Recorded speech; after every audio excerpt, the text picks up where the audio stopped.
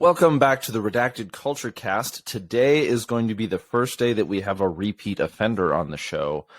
So, Jared, would you introduce yourself? What's up, everybody? My name's Jared Arceneaux. I'm the owner of Orion Training Group and now a two-time podcaster on here. So happy to be back. We're great to have you. And this, let's see, for people who do know where they're coming from, they know how to find you. But if somehow this happens to be someone's first chance in interacting with you, what's the best way to follow you, and what is it that you guys do? Places to find us: website oriontraininggroup.com. Social media, we have a couple different places, but the main one would be Instagram, Orion_training_group. And we also have YouTube. If you search Orion Training Group, that'll pop up. And what we do is provide training. We don't make a distinction between law enforcement, military, or civilian. So the type of training that we offer is firearms proficiency, trauma intervention medicine, like TECC, TCCC, stuff like that. Room clearing, that could be anything from 1- and 2-man movement to team-based movement. All types of other, I said firearms proficiency, but things like long range. We got guys that can teach you to shoot out to a mile, and just in general, that sort of wing of the industry. But what sets us apart is that we will train U.S. citizens and not kind of keep them from some of those things that they've traditionally been restricted from by other companies. Yeah, so you definitely serve as one example of how gun culture is shifting in our country, at least in our country, where I think both of us grew up in an age where there was a bit of a partition between, the pedestal of military and law enforcement, and now we've kind of moved to a little bit more, let's just say, egalitarian approach. I mean, even though that's not that word comes with is loaded with language. Yes. So, yeah. So one of the reasons why we wanted to have you back on the show is because we really did enjoy our last conversation. Of course, you and I do enjoy our talks, but also because recently there was a question that was kind of brought up in the social media space that had to do with the ethic implied within instructors and their approach towards citizen and civilian students. Now we've tried to make a little bit of a distinction, or we've tried to bring up this idea of being a citizen, and being a citizen as in, like, when it comes to us as Americans, we are actually citizens. We are not serfs. We're not subjects of the Biden crown. As we'll see, right? But I wanted to, before we got too far into it, give you a chance to make sure, or to kind of like bring up how this conversation started. Yeah. Not necessarily the one between you and I, but this idea of, like, what are we referring to when we're talking about the ethic that instructors are trying to present, whether it's overt in saying these are what we believe is true, right, and true and good, or more implied, as in the way that we teach is pointing in the direction of this idea, this ethic that we think is important for students, gun culture, and instructors as a whole. How'd that come about? I would say, okay, so framing how it came about so people understand, and then talking about it within OTG. The way it came about, it kind of refers back to our previous episode where we talk about the shift in gun culture. One thing that we're seeing through social media is a massive amount of conversation happening, not only among the customers or the consumers of the student body, but between instructors or between agencies and these entities that provide the instruction. Like, for example, Fred Baker from Counting Cuckoo Tactical, smart dude, always talking about the bigger questions. And you can have a really good one-on-one conversation with him. He'll answer a DM. He's a really good dude. And he brings up a lot of good points often. Within that circle, you have a lot of other people doing things like this, where they're asking, as a company providing training, what are you as the consumer spending your money on, and why? Are you being sold some Kool-Aid that you think is cool? Some neat new thing to do, or are you being taught really what you need? So you kind of bring up the ethical question of, am I selling somebody something because it's sellable or because they actually could use it? So there's questions like that come up. Specifically in this one, the question that you and I spoke directly about via text and DM was Lucas from T-Rex had posted a question saying, is there anybody out there actually teaching CQB? And for any listeners who don't know what that is, close quarters battle or room entry, fighting within a structure. Anyone teaching that to civilians in a way that's practical and actually useful for them. And he got a bunch of replies saying Orion Training Group does that. So he, again, posted on his story, which, could get 100,000 views, saying, okay, that's great. I'd love to have them create a video response explaining how they teach civilians in a way that is beneficial for them. And that's where you got your question of, what is the ethic that citizens should have, and what is the ethic driving the training industry, and those sorts of things. So it came from Lucas's story. Mm-hmm. Yeah. So, Lucas Botkin, who is no small player in at least the social media aspect of our culture. Yeah. We've had his brother on the show too, Isaac. Always, if you're listening to, it's always a pleasure to have him on. Again, it's great conversation, but so let's kind of, I think this is where I found it really interesting, and I wanted to engage in this part of the conversation with you because I think in many ways, I'm not saying I'm thinking in many ways, when we look at the idea of gun culture and we look at what gun culture argues for, and I want to make sure that we set the parameters in place so that we're not lost in, so that we don't get lost in what you refer to as like bloviating, I guess, maybe not you, but what could be referred to as like postulating and bloviating about things that we don't have necessarily skin in the game, or making an argument about, let me put it this way, making an argument from authority as if we were dictating to what gun culture should do.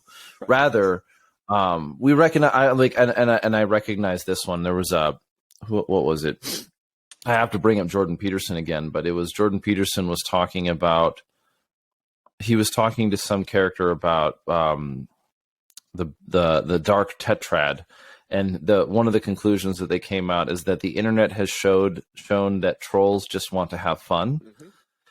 And an example, before we get too far into this, I'll kind of close it out this way.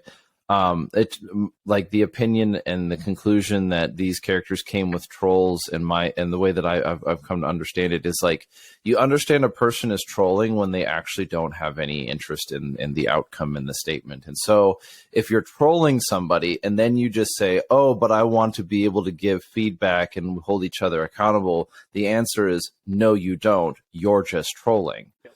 And that would be an acceptable answer. We all can look into our own selves and recognize when I'm trolling somebody, or I'm saying something. Maybe let's use Twitter as an example. I'm using a statement to create a reaction, as opposed to using a statement out of good faith to engage in an argument. And so when it comes to this one, I think when we're talking about, I wanted to be able to have a conversation with you on the idea of the ethics that are presented within the instructing core, or the idea of ethics, like what is the ethic you're promoting? And the really good example that's come from the past that we were talking about a little bit before the show started was that for those of us who were kind of entered into gun culture in the early 2000s, for those of us who are now of the solidly millennial cast, let's just call it cast because it's not correct, but it's funny. We've seen instructing change, and you're a part of it. And so you're not an island of among yourself. You exist within an ecosystem, and you exist within, a milieu. And 6 or 7 years ago, the milieu, the driving element that you could find in most courses, is that at some point in time, the instructor is going to stop and say something like, but this is what we would teach them, but what we have to teach you is this. We can't teach civilians to assault on the objective because of legal reasons. And what that identified was that the ethics that the instructor believed in were either less important, myself included, because I was teaching at the time, the ethics, this is self-criticism, but the ethics at the time were either A, less important than whatever the legal outcome was, which had been some form of utilitarianism, or they were allowing ethics. I was allowing what I believed to be right and true and good be determined by a lawyer. And that mistakes the apparatus of law for the whatever moral foundation it is supposed to be built on. And so when it comes to instructing, whether it's instructing CQB, long-range precision, wilderness survival, whether it comes from like Mike Glover's fieldcraft style classes to your classes on CQB, my interest when it comes to gun culture is that we've seen such a shift away from this two-caste system of mil-LE on a pedestal, civilian citizens down below, to a much more, I wouldn't say egalitarian, but flat platform. But that means that also inherently, I think the foundation that came about is that we started paying more attention to what we actually thought was true, Yep. as opposed to whatever Harvard law determined to be true, Yes. or determined to be legal at the time. And it's also a self-criticism for myself, and we discussed this in the last one. But when you're in law enforcement or in the military, you sometimes lose sight of your position in the machine, right? And you get kind of an us versus them idea. Instructors will leave the active side of those things and start teaching the private sector and still have that mentality of, I'm teaching down. I'm not teaching people that deserve to know these things because they haven't signed the dotted line, sworn the oath, or whatever. And another thing we talked about that I'm just kind of framing my response from the last discussion was that violence is not wrong. Violence is not evil. It's not unethical, right? So if our ethic that we're teaching from is that violence is a capability that everyone should have, well, looking at the Second Amendment and those other things, the state shouldn't have a monopoly on the capabilities that we typically say civilians shouldn't be taught how to assault an objective. Country was founded by civilians that got taught by a Prussian military officer how to assault an objective, with a lot of help from the French, but we don't have to get into that. But the point is, the nation was built on the idea, and as you and I spoke about, as our morals shift and we become more reliant on government, we stop thinking about the civilian or the citizen, which I much prefer that term, as being the core element of the country, and we start to put everything off on the government. And so we sort of get this idea of, you don't need that, someone else is going to do it for you. And we sort of start putting the burden or the onus on to government entities to do all these things. And over time, that subverts the idea that we should also be capable of them. So we're, as you said, introspection and saying, well, that doesn't make any sense. Why is no one really doing this? Oh, there is no actual incurred liability. I should be providing this service because of goodwill towards other people within, as I said, society, right? And we can get into the difference between society and government, and the ethic that forms a society, and then how that reflects what we're doing as a company. It's sort of all related. Okay, so for example, maybe one argument could be made. Let's start with, I'm sorry, it was a lot. Well, I butchered it, but you made a statement here that this argument was made by the founding fathers, and that the argument was evidenced by how they. Sorry, my nose is doing its thing again. How they, this argument was made by the founding fathers and evidenced by their way of organizing government. That is a statement of fact in the past about something that had happened. Now, an evaluation of that would be in a different conversation or a different subject entirely. In other words, you're making the argument that they argued this, that there was no distinction between citizens, and that was good. That was the right answer. And so I think, because I think what we encounter very often is a little bit of the founding fathers said so, therefore it's good, right, rather than the founding fathers said this and we agree that it is good. Agreed. So, I think maybe one element that's coming out of gun culture, which is maybe a big win for us, is that as gun culture is sort of maturing in its element, in its day, we're starting to pay more attention, or we have been paying a lot more attention to what we think is right and true, as opposed to sort of a second-hand deferring to authority. Yeah. George Washington said that versus, well, this is what George Washington said, and this is what I think he means, and I believe this to be true because of this principle. Yes. It's a much more thorough argument. And I think it's more defensible. Anytime someone's argument is, well, I like what this other person said, they probably haven't thought about it very much. Anything you haven't thought about very much is either not important to you or you're just not on that level of thinking, because I do believe that there are people who don't think that much. They just kind of go through life like a fish in the current and hope they end up where they need to be. And that's another problem with gun culture is there are people who are part of the community, which is a loose term, that don't have any of the community's interest at heart. They're just part of it because they have a rifle, And then you have the people that are championing things like Lucas, whether you love him or hate him. I know he's a polarizing figure. You cannot argue that he hasn't been an extremely influential person in expanding the idea that gun culture is more than a rifle on the mantle. It is owning equipment, training with equipment, being capable with equipment outside of just like, it's for hunting.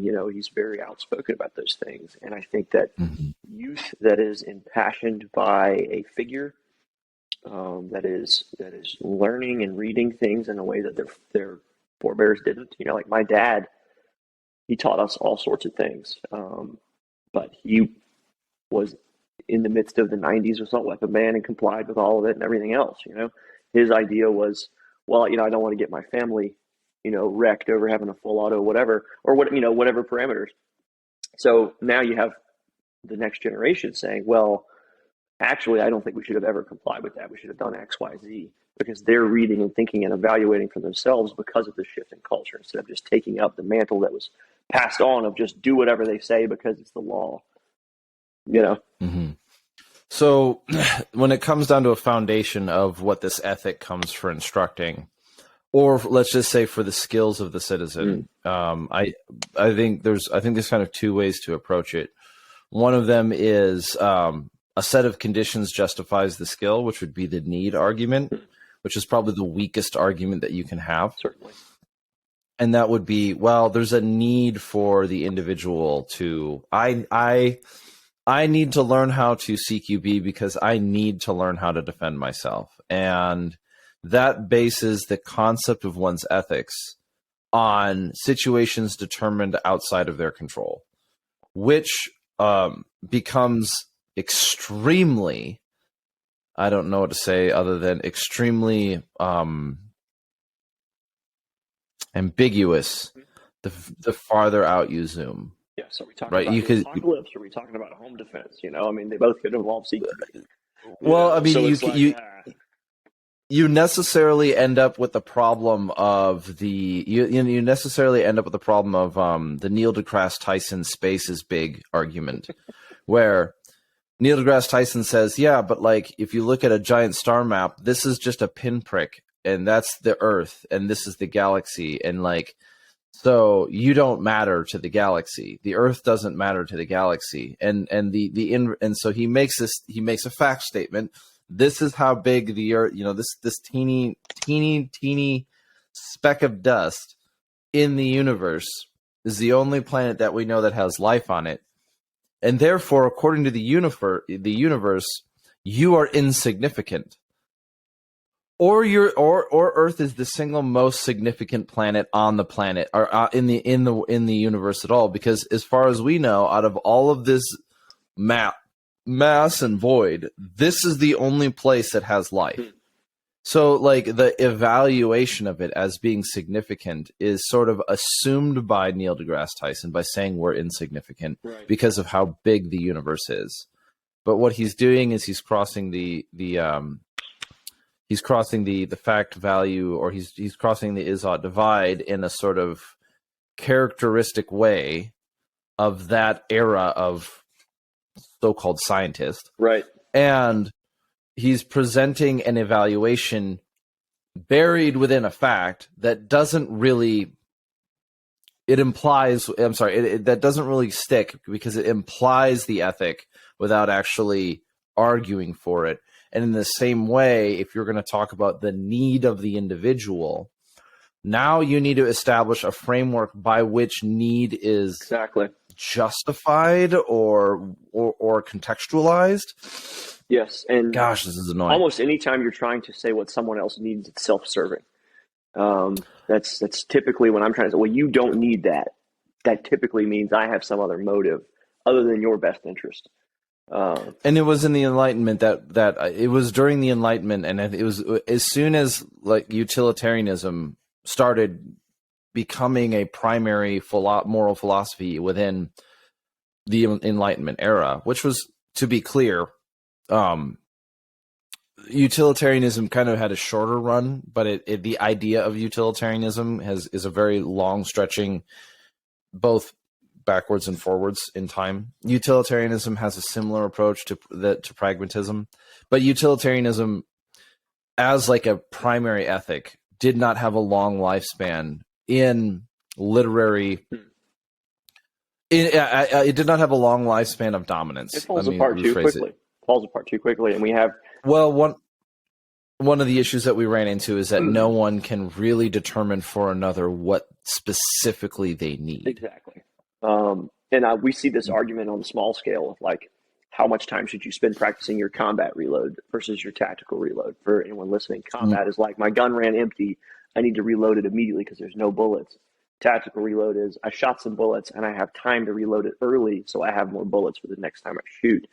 Well, the argument is statistically, and it goes back to Neil deGrasse Tyson, right? The world is small in the universe. We're not that important. Statistically, you don't have to reload in a gunfight in CONUS, so you don't have to train on that very much. Except for the one time you have to reload in combat and you don't know how or you can't do it fast. It's when it matters the most. So we can't just say what someone needs or should or shouldn't have or shouldn't train on just based on observations like data alone, although that is important.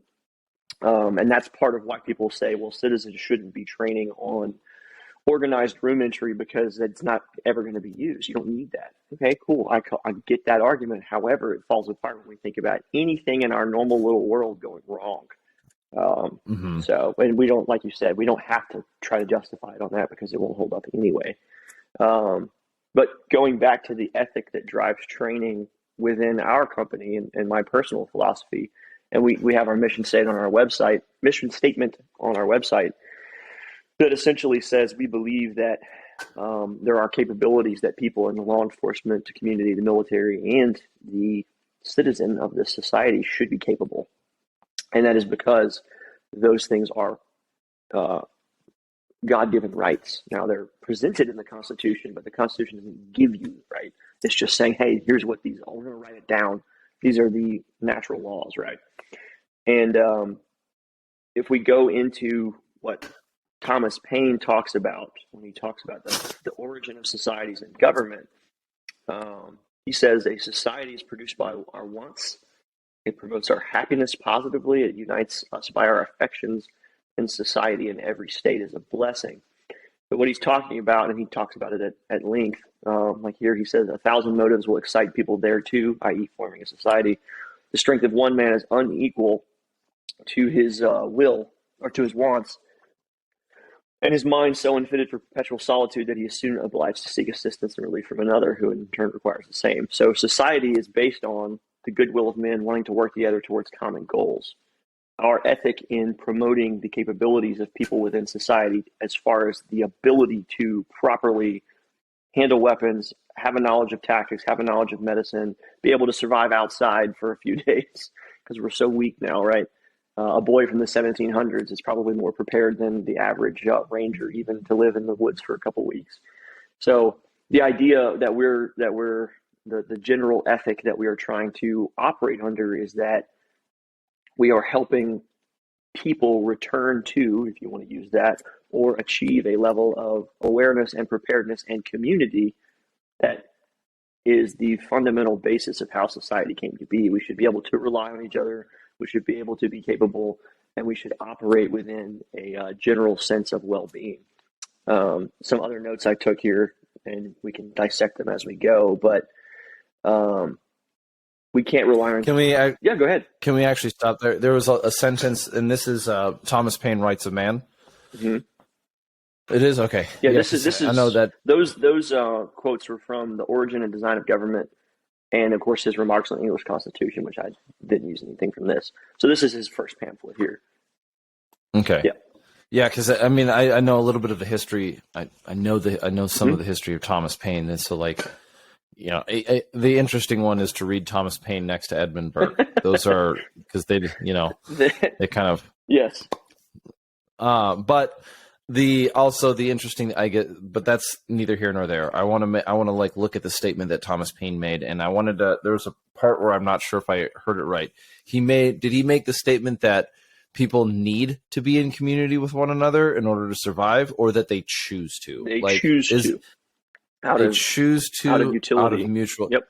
Out of utility. They get it. They get something from it that they couldn't have without it, and in turn, that begets the need from another. So, or the want from another. And he goes into a lot of detail and talking about because one guy couldn't build a house, but two people could, and so on. So when it goes back to the importance of like being specific, but when they're talking about want, they're not talking about want like I have a desire to possess a thing. They're talking about want like you are found wanting for grain, you are dying of starvation. Yes. So that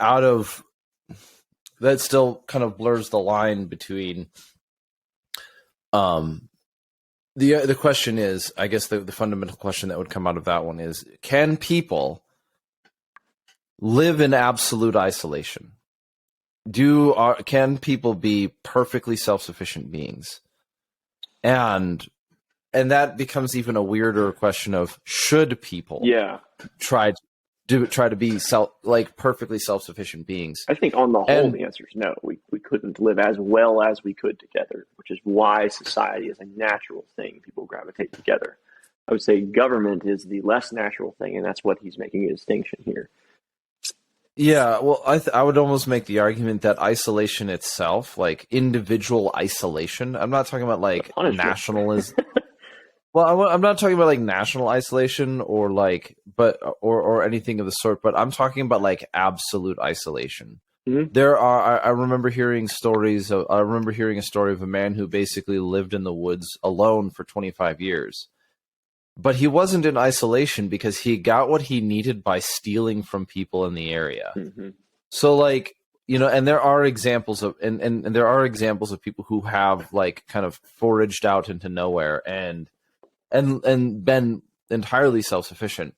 But those are so grossly the exception that making them the rule is a little bit far-fetched. Even so much to say that the Gnostics, the last time we had this conversation or had a conversation, we talked about tactical Gnosticism, but the Gnostics in the early AD period,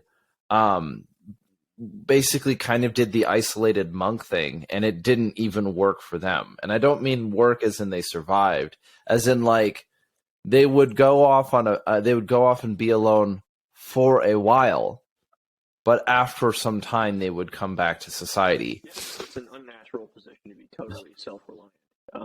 And we could get so far into the pairing of man and woman, and if you wanted to get into like the early church, how did it function? Everyone pooled their resources, and they came up with a communal system, almost like democracy among the elders and all these things. I feel even within faith, and of course you and I are both believers in Christ, but looking at it, even that example though, like I'll be very clear, the fundamental problem with communism and this idea that like the people in the church were communist is no, they weren't, because communism, the problem with communism is it's non-voluntary. Yep.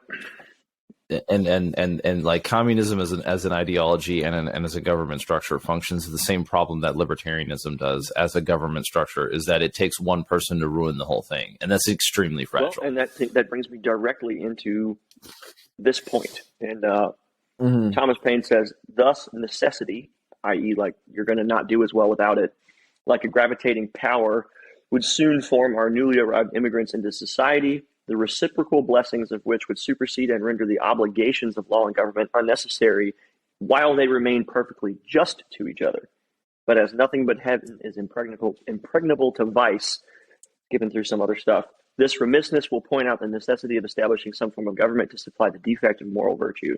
So people exist together in a society because the benefits are greater in a group, but we are all inherently flawed, and that gets us to have some other system that regulates us, because if we were left to our own devices, especially as that group grows, somebody, that one person, screws it up for everyone. And of course, in this pamphlet, he's talking about how a king is that person. But that's somewhat beside the point. Just going back to the actual ethic that drives the training, this idea that we're stronger together, we benefit from each other, and that comes from if we're perfectly just to each other. So one of the things that we try to do is eliminate that instructor ego thing that you get. That's part of the ethos that we have as a company is if we can bunk with the students, we will. So for example, like at the ranch in San Antonio or Ben Franklin Range in Pennsylvania, they have on-site housing, and we always reserve bunks for the instructors, and we encourage students to bunk there. So we're breaking bread with them a few times a day. They're getting to pick our brains in the off time. They see us as normal people because, you know, I get recognized in Home Depot now. People are like, oh my God, I watched your YouTube. And I'm like, what's happening? You know, the whole niche internet micro celebrity thing is weird. And we want to dispel that by trying to show that we truly have the general goodwill towards the society in which we live. And we want to be a beneficial actor. And we try to show that through humility and eliminating that whole, like, I'm the guy who did the thing, listen up, you know, which goes back to that distinction between LE, MIL, and civilians. Once you get out of the military, even as a veteran, you're still a civilian, right? Cops are all actually civilians.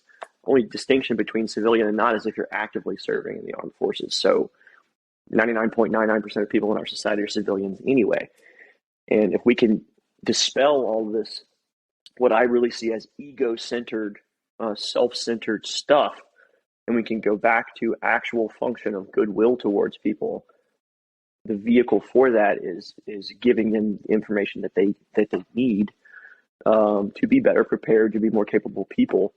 And you talked about the direct ethics, and then also maybe if there's like an underlying sort of mission, something that we always push. You know, we talk about it at every class. We talk about it in debriefs, and if you've been privy to our PSYOP that we're using on Instagram, you know, we're constantly saying, hey, go outside, turn the app off, you know, get off of here, go drink water, go lift weights, read some nonfiction, read some literature, stop watching pornography, all these sorts of things that kind of fly in the face of the typical knuckle dragger, you know, I used to be whatever, and now you know, you can pay me $5,000 to put you in an ice bath and pee on you and teach you how to be tough and all this bullshit.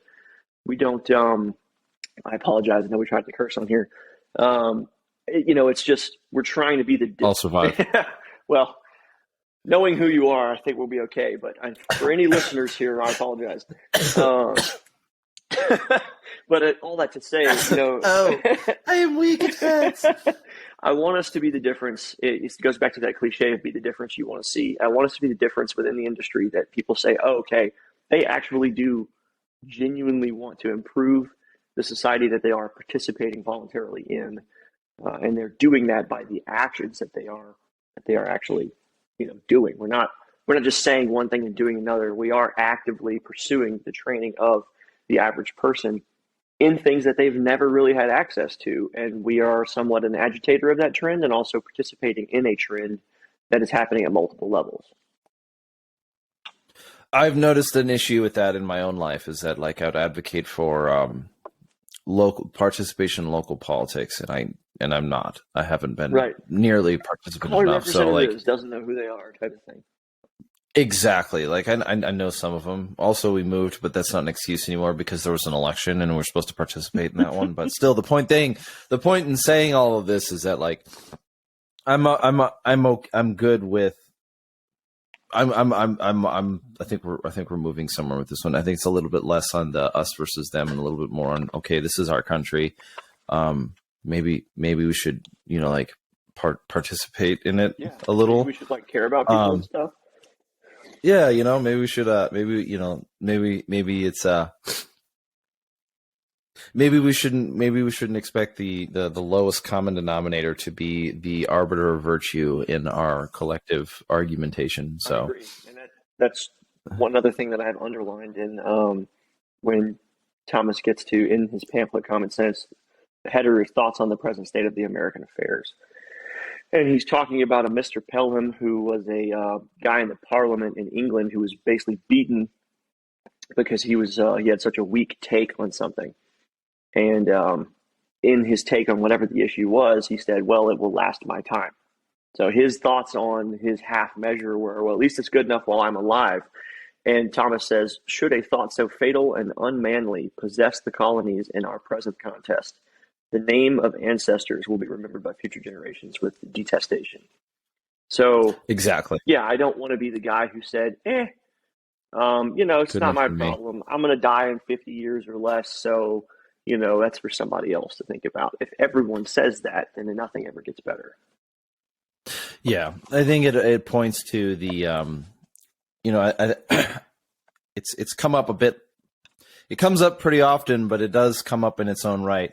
Where I think in our day and age, this idea of like societal collapse, and we went through kind of a discussion on the fourth turning by Strauss-Howe generational theory with Mike Glover a little while ago, and the thing that we were talking about, that the reason I'm bringing this up is this is one example of a series of conversations. And if you look across, like, let's just say conservative media, you're going to have a long track record of seeing this idea of like the West is falling or whatever, this kind of collapse of Western civilization. And Tim Pool talks about it. I'm sure Ben Shapiro's talked about it. I've not been following him much lately.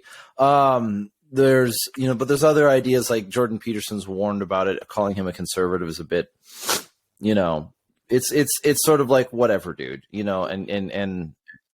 but my point being said is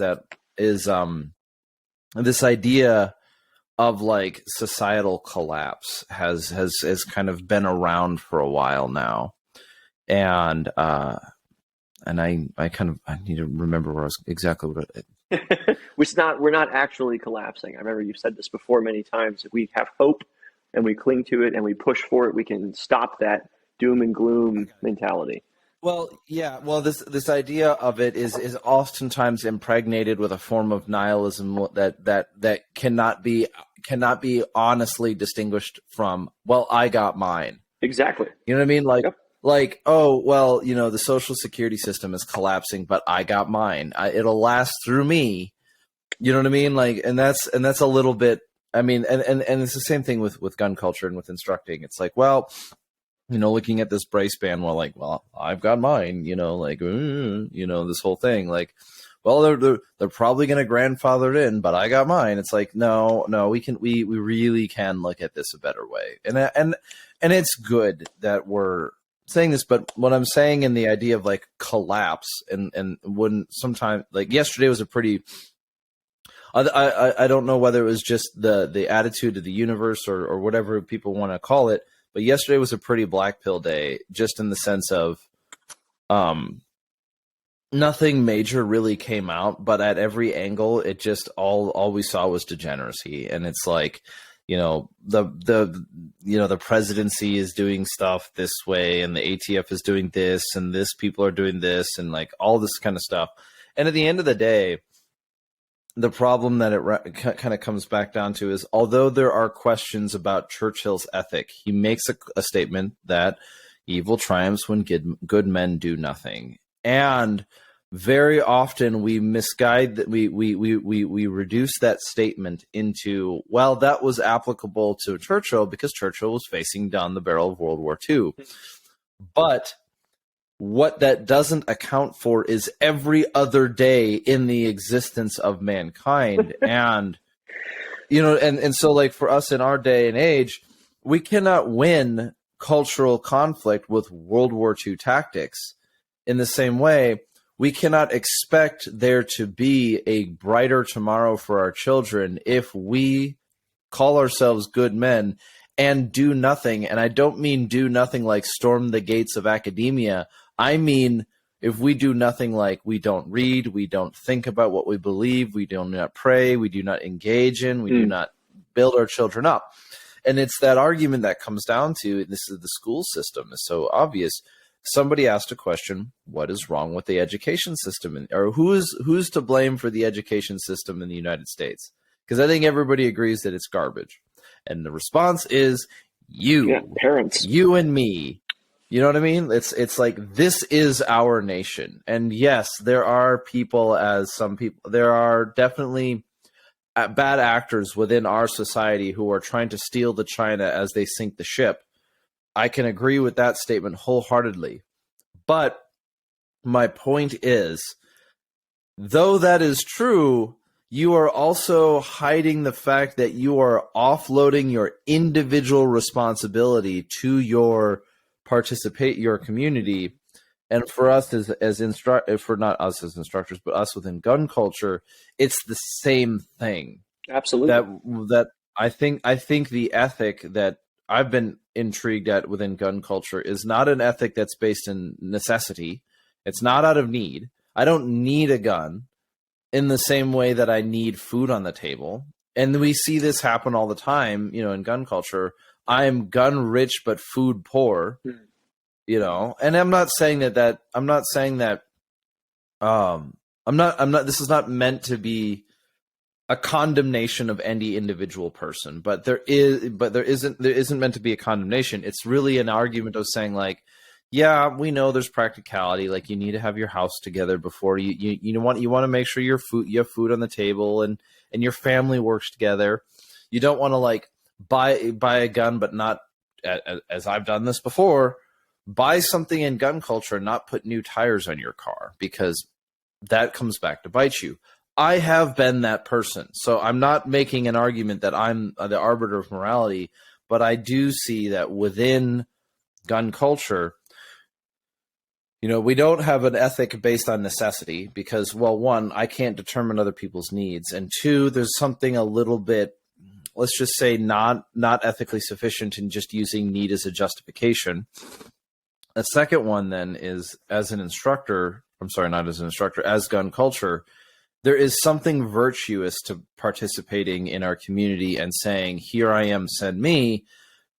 But there are no enemy at the gates. The enemy is the gate in front of you. And that's the hard transition. And I wonder how many people get out of the military and get out of law enforcement, and suddenly they don't have a mission anymore. And they don't have anything to aim at. And so that false hierarchy is the only vestige of their prior experience that they can hold on to, for better and for worse. So not a really hard conclusion, but it is. So one thing I've also been reading, took a break to go back and read Common Sense a few days ago after our conversation, but have you ever read Seven Pillars of Wisdom by T.E. Lawrence? I have it on the shelf. I've never finished it. It's like 800 pages. I don't blame you. Well, that's not a big deal. I mean, it's like says the philosopher. Yeah. I mean, I'm about a third of the way through. I would say somewhere around the halfway mark. He uses the word or the phrase diethetic warfare. Have you ever heard that? Diethetic warfare. I've never heard specifically that term. Diethetic by itself is like weakly or sick. I think what he was trying to say with it, and if you look at, there's some studies that have come out of like West Point and some papers that have been published that I've gone and looked at that analyze his use of that phrase. But essentially what he's talking about is the Arab revolt that he, as this little Englishman from Oxford, sponsored essentially and masterminded behind the scenes with obviously great assistance of the Arab people. Let's not turn this into a white people made Arabia thing. He talked about the need to preach your mission at all times. Basically, It doesn't cost anything to say what you believe as far as resources or materials. So at every turn, when meeting new potential allies, he was constantly saying, you are a united people. You have all these things in common. You need to be fighting together against Turkish oppression. You're not Turkish. Why are you doing what the Turkish want when you have this proud heritage of 2,000 years of living alone in the desert and blah, blah, blah, blah, blah.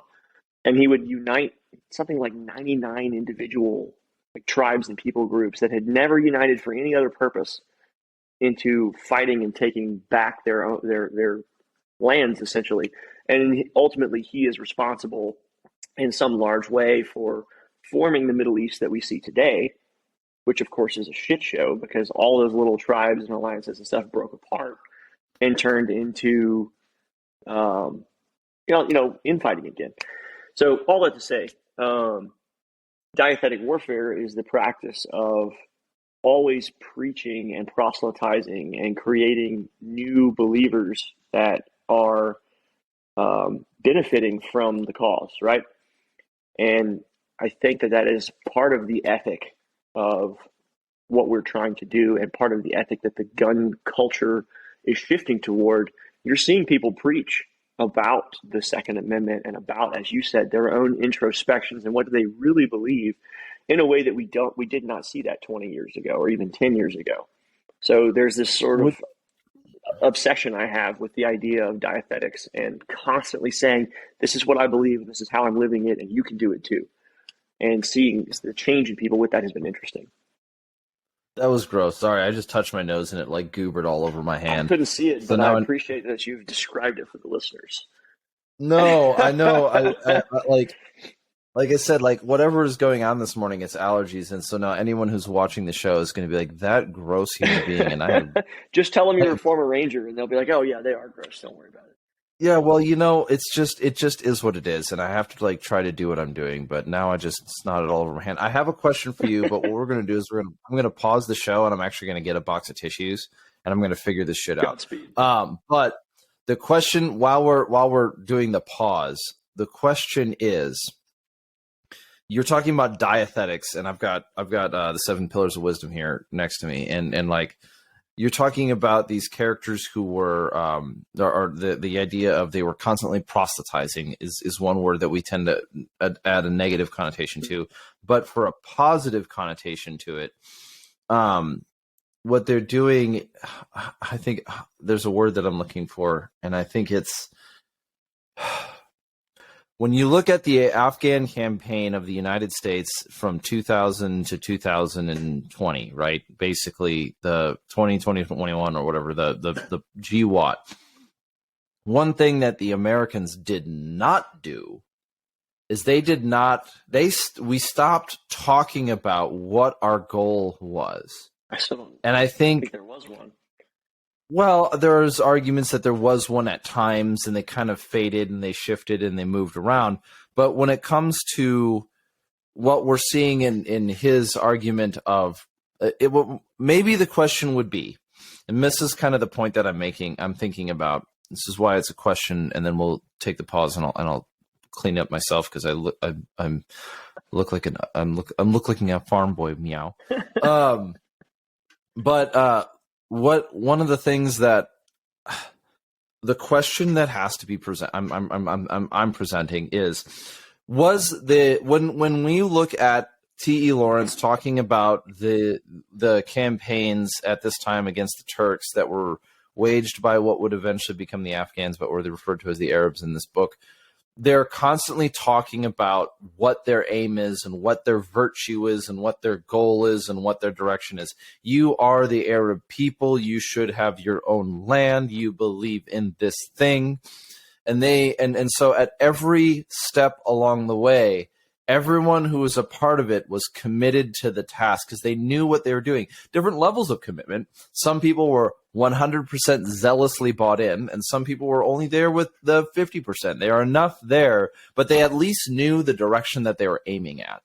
In the inverse, the American campaign in Afghanistan faltered and failed when either it stopped talking about what its aim was, or no longer concerned itself with what that aim would be, and instead fractured into a million little money-grabbing opportunities and career-building opportunities for a million different generals and officers and individuals. And maybe some people like me went over to Afghanistan to build a name for ourselves, and so that we could come home and sell books or feet pics, this kind of thing, right?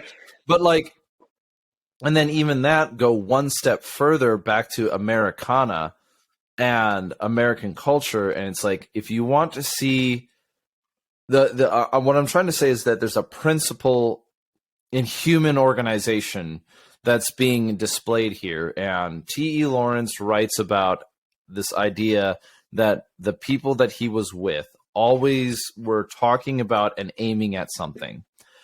You and and then I referenced the Afghan campaign of America that collapsed horrendously, and there was no aim. And then we even can come a little bit closer to home, and you look at like the Black Lives Matter movement right now, which is so committed to whatever their thing is, even though it sounds chaotic and nasty. They're so committed to it that they will even claim that evidence to the contrary is actually evidence to their thesis. And so much so that when one person does one thing to another person, they'll say things like, it doesn't matter what the intent and the perpetrator's decisions were. The only thing that can be used to show as evidence of a thing is the victim. Certainly. And it's like, they're never, that's the thing about it in the sense of the religiosity of this kind of movement. And you can see it in other elements, but that's a really good example of it. Truly. Like but there, you can see its effectiveness in saying that they never shut up about it.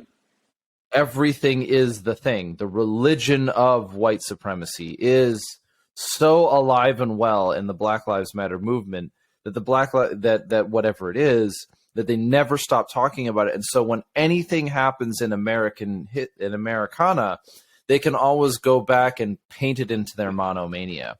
So we have virtue, absent of virtue, corruption of virtue in 3 different examples. And I want to see how you could take that idea if you think that has anything to do with gun culture. So absolutely. I am going to pause this video. We're going to have elevator music for a second, and then I will be back. I need to catch my nose. It's running.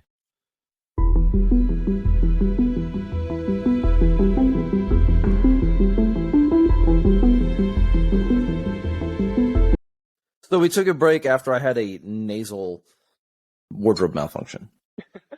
As we say, I goobered. But we asked, we were talking about an example. We're talking about 3 examples that are found in our contemporary age and history, where you had this commitment to a cause, this maybe an aiming at a goal that was consistently reinforced through the people.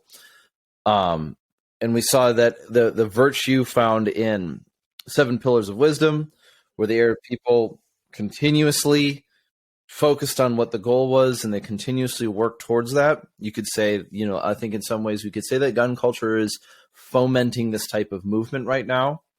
Or we could make the statement that, similar to what has happened in the past with American Afghanistan circa 2020, is that we didn't have a goal. We stopped talking about what our aim was. Maybe we never had one. And it was a tragedy of, well, I wouldn't say epic proportions, but it was a bad outcome.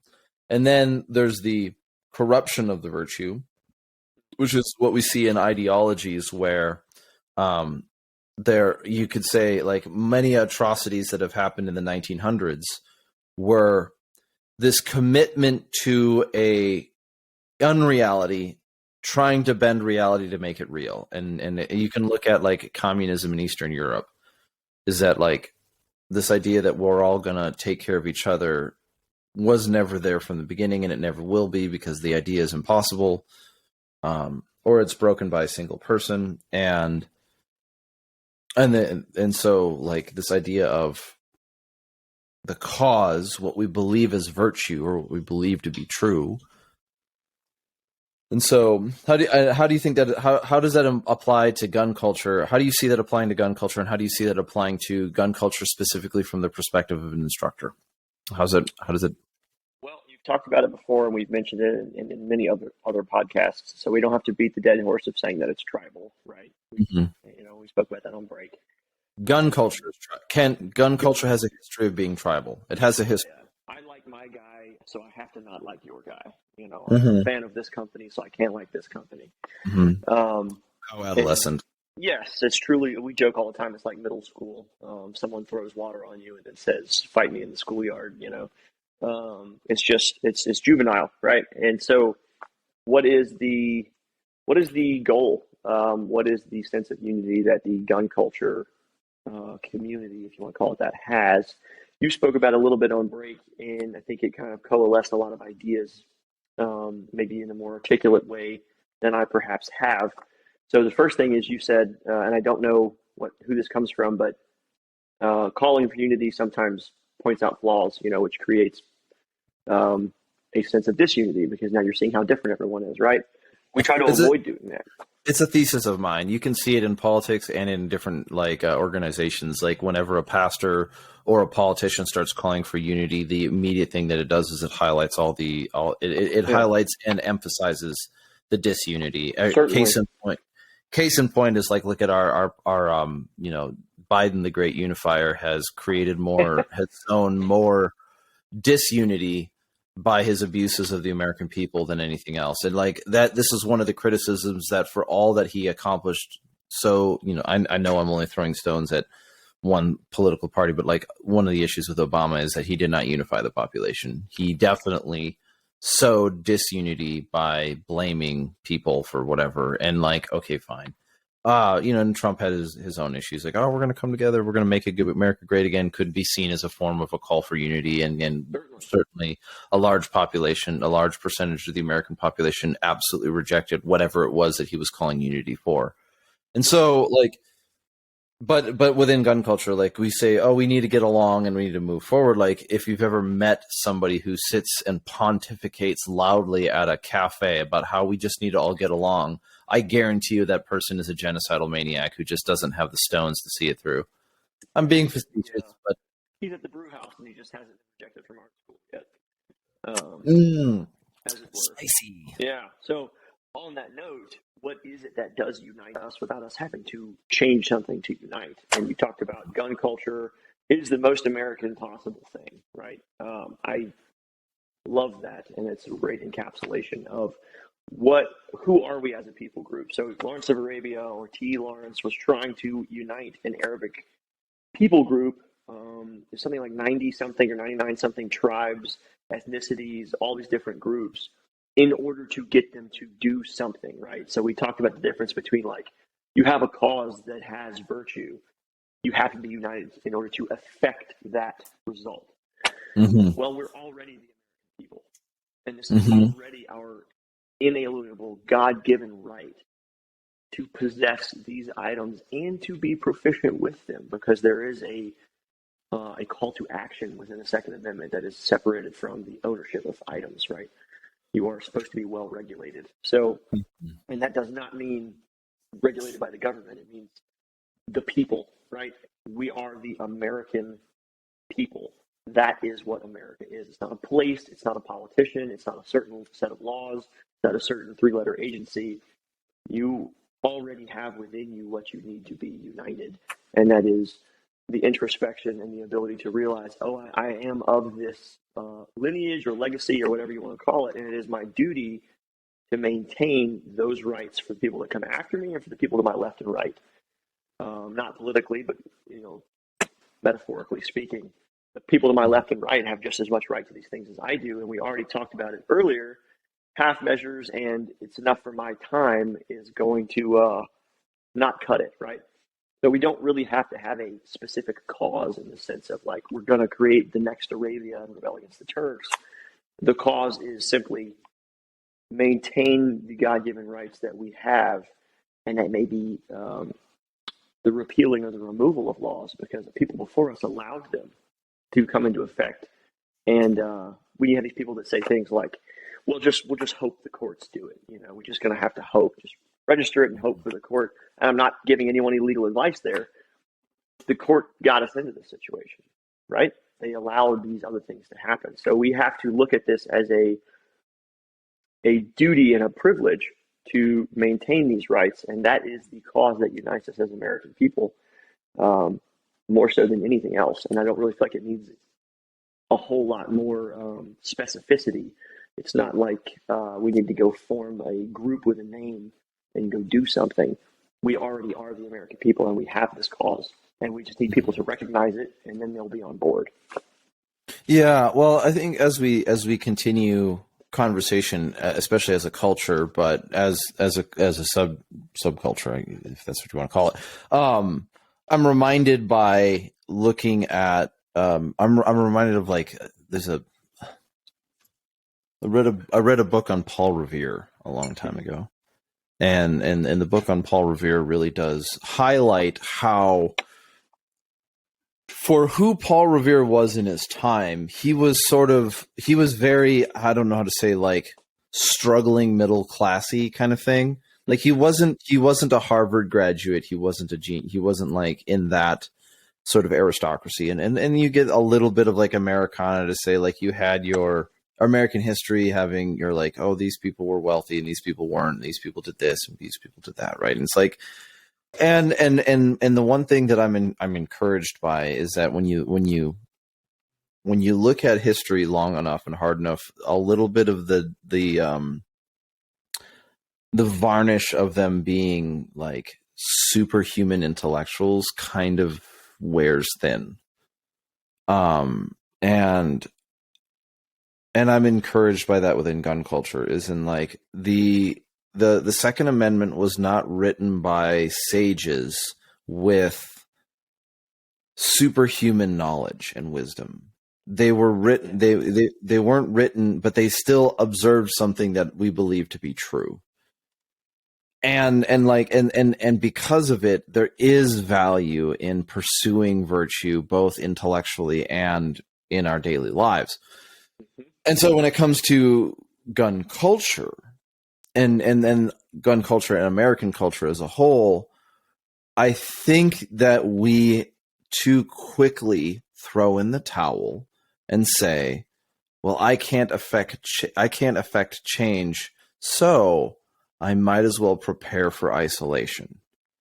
And that, I think, is ultimately a very effective defeat. I think that is a sign of a very effective defeat. And it's like capitulating. Yeah, it's fellow man.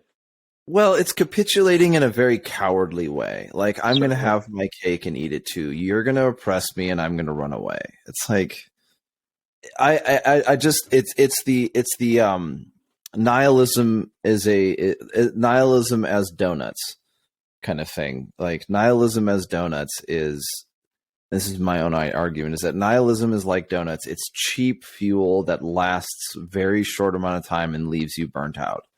But instead of it being fuel for motivation, it's instead of it being fuel for your body, it's like motivation. Nihilism, yeah. So donut, like donuts to real fuel is like nihilism to real motivation, and disparity and quitting and being angry and isolation. It's like it only gets you so far. This is why the short-sightedness of preppers is so apparent. Yeah. When who I forget who said it, is that, so you're going to go off into the wilderness and live in isolation while we're going to go through the chaos and then have to rebuild society, and then you're going to come back and expect to be within our good graces? Like, excuse me, no. I think that was John Lovell. John Lovell was talking about that. John Lovell has. I know that we've had a similar conversation on this show before. I just don't remember, which is not a good thing. I get to blame TBI now. I was gonna say it's all those Carl Gustavs, man. It's all those Carl Gustavs, like ginger snap cookies. One more, and then you're like. Well, talking about what you're saying about lack of.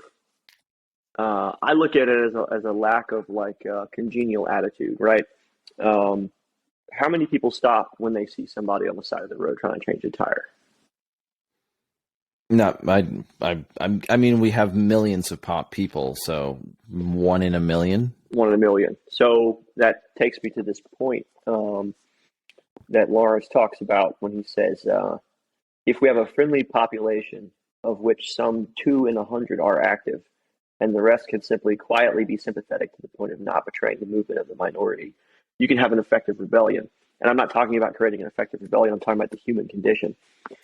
Only 2% of people are even going to participate in something that they actually believe in. Even if the other 98% of people believe in it, in order for it to be effective, all they really have to do is not betray the trust of everyone else. So I find that to be... Oh, go ahead. I was going to say, I find that to be an interesting analysis, and it kind of reflects the three percenters, which is, in my opinion, kind of a cringe movement. But where that number comes from is only 3% of the population of the colonies actually took up arms. The other 97% either were against it, the Tories and other things, or they helped it in a supply way or whatever else. But Lawrence is saying the same thing. Very few people are actually going to take any action towards something. So the idea that I think there's also that very small percentage of people that are going to just leave entirely. You've got a large bulk of people that are just going to exist and do something somewhat passive. It's a few that will take action, positive actions, or a few that will take that negative action of just like, well, I'm done with society. And those are both dangerous groups. Just one is using that danger to hopefully affect a virtuous cause. Mm-hmm. So there's a number of examples and studies that you could draw back to talk about like how a small percentage of people have a big effect, and what, like we were talking about earlier, like you look at like the riots of 2020, like how many people really participating in those riots? Not many, but they brought change. But they did it with the complacency. We'll use Minneapolis as an example. They did it the complacency of the population. The population of Minneapolis has been beaten into submission by a small group of people who have no goodwill for them. It's tragic. But so moving on with that one, the idea of the 3%ers is, I get it. Like it's a very small percentage of the population actually fought in the war. What that doesn't accept is that at the behest of so many others, at the support, right? So how many, how many people exist in the military for there to be one special operator or one infantry dude? You have at least 30 people to one, so you're looking very close at this 1%. How many people what percentage of a squad, platoon, or military unit need to be injured and incapacitated for it to be a mass cal?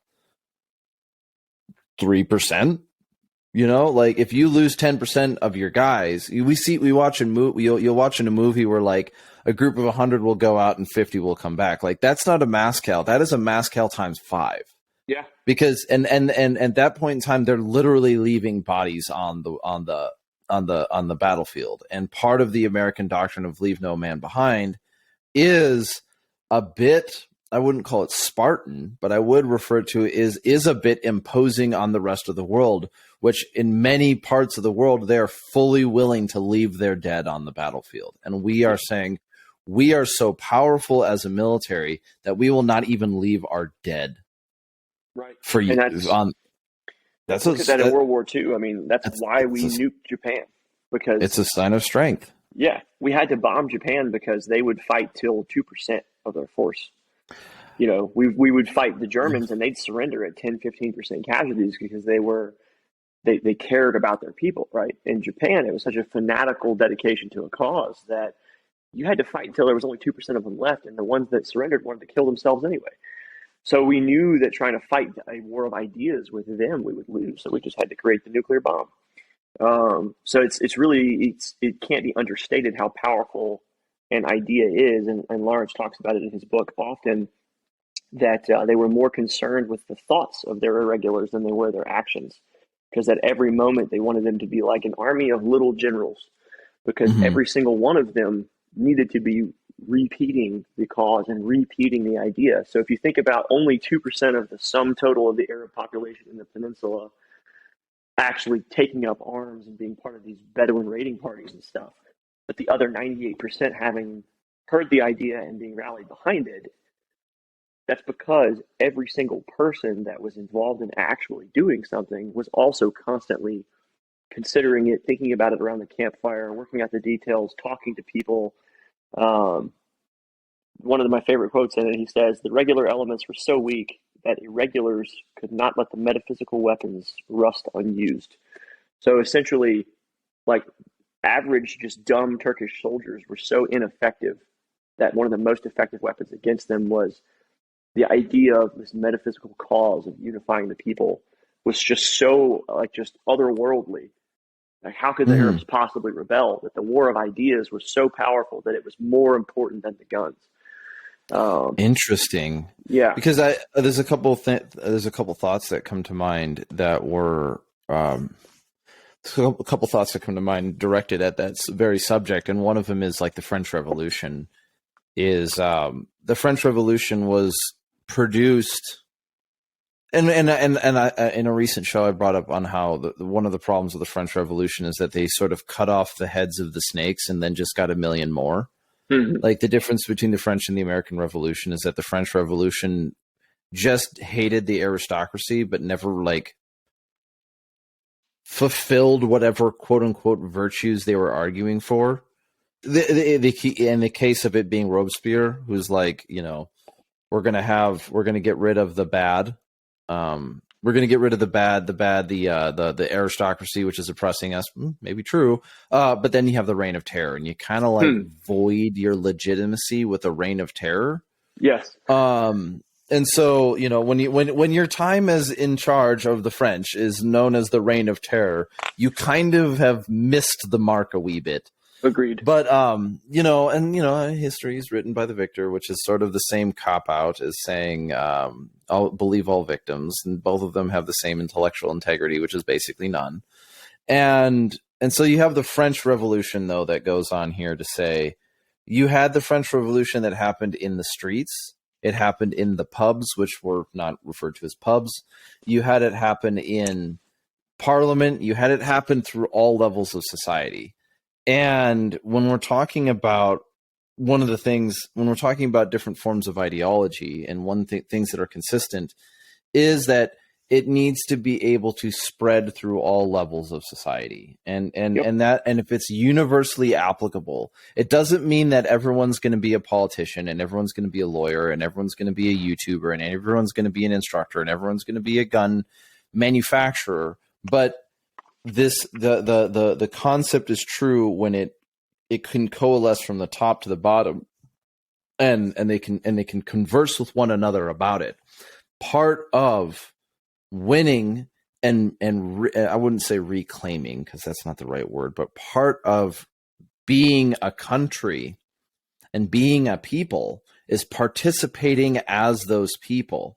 And though a small percentage of them will, I won't say rise to the top, but rise to the front of visibility,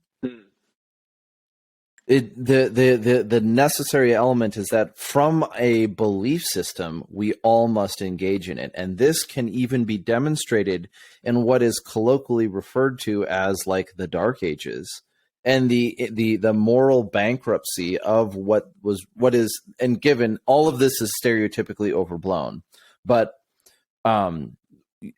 intriguingly enough, what the probably the biggest societal criticism of what came out of the Dark Ages was not that the Dark Ages were controlling the people through the church, is that the people capitulated to the lowest common denominator of saying, they'll tell me what to do.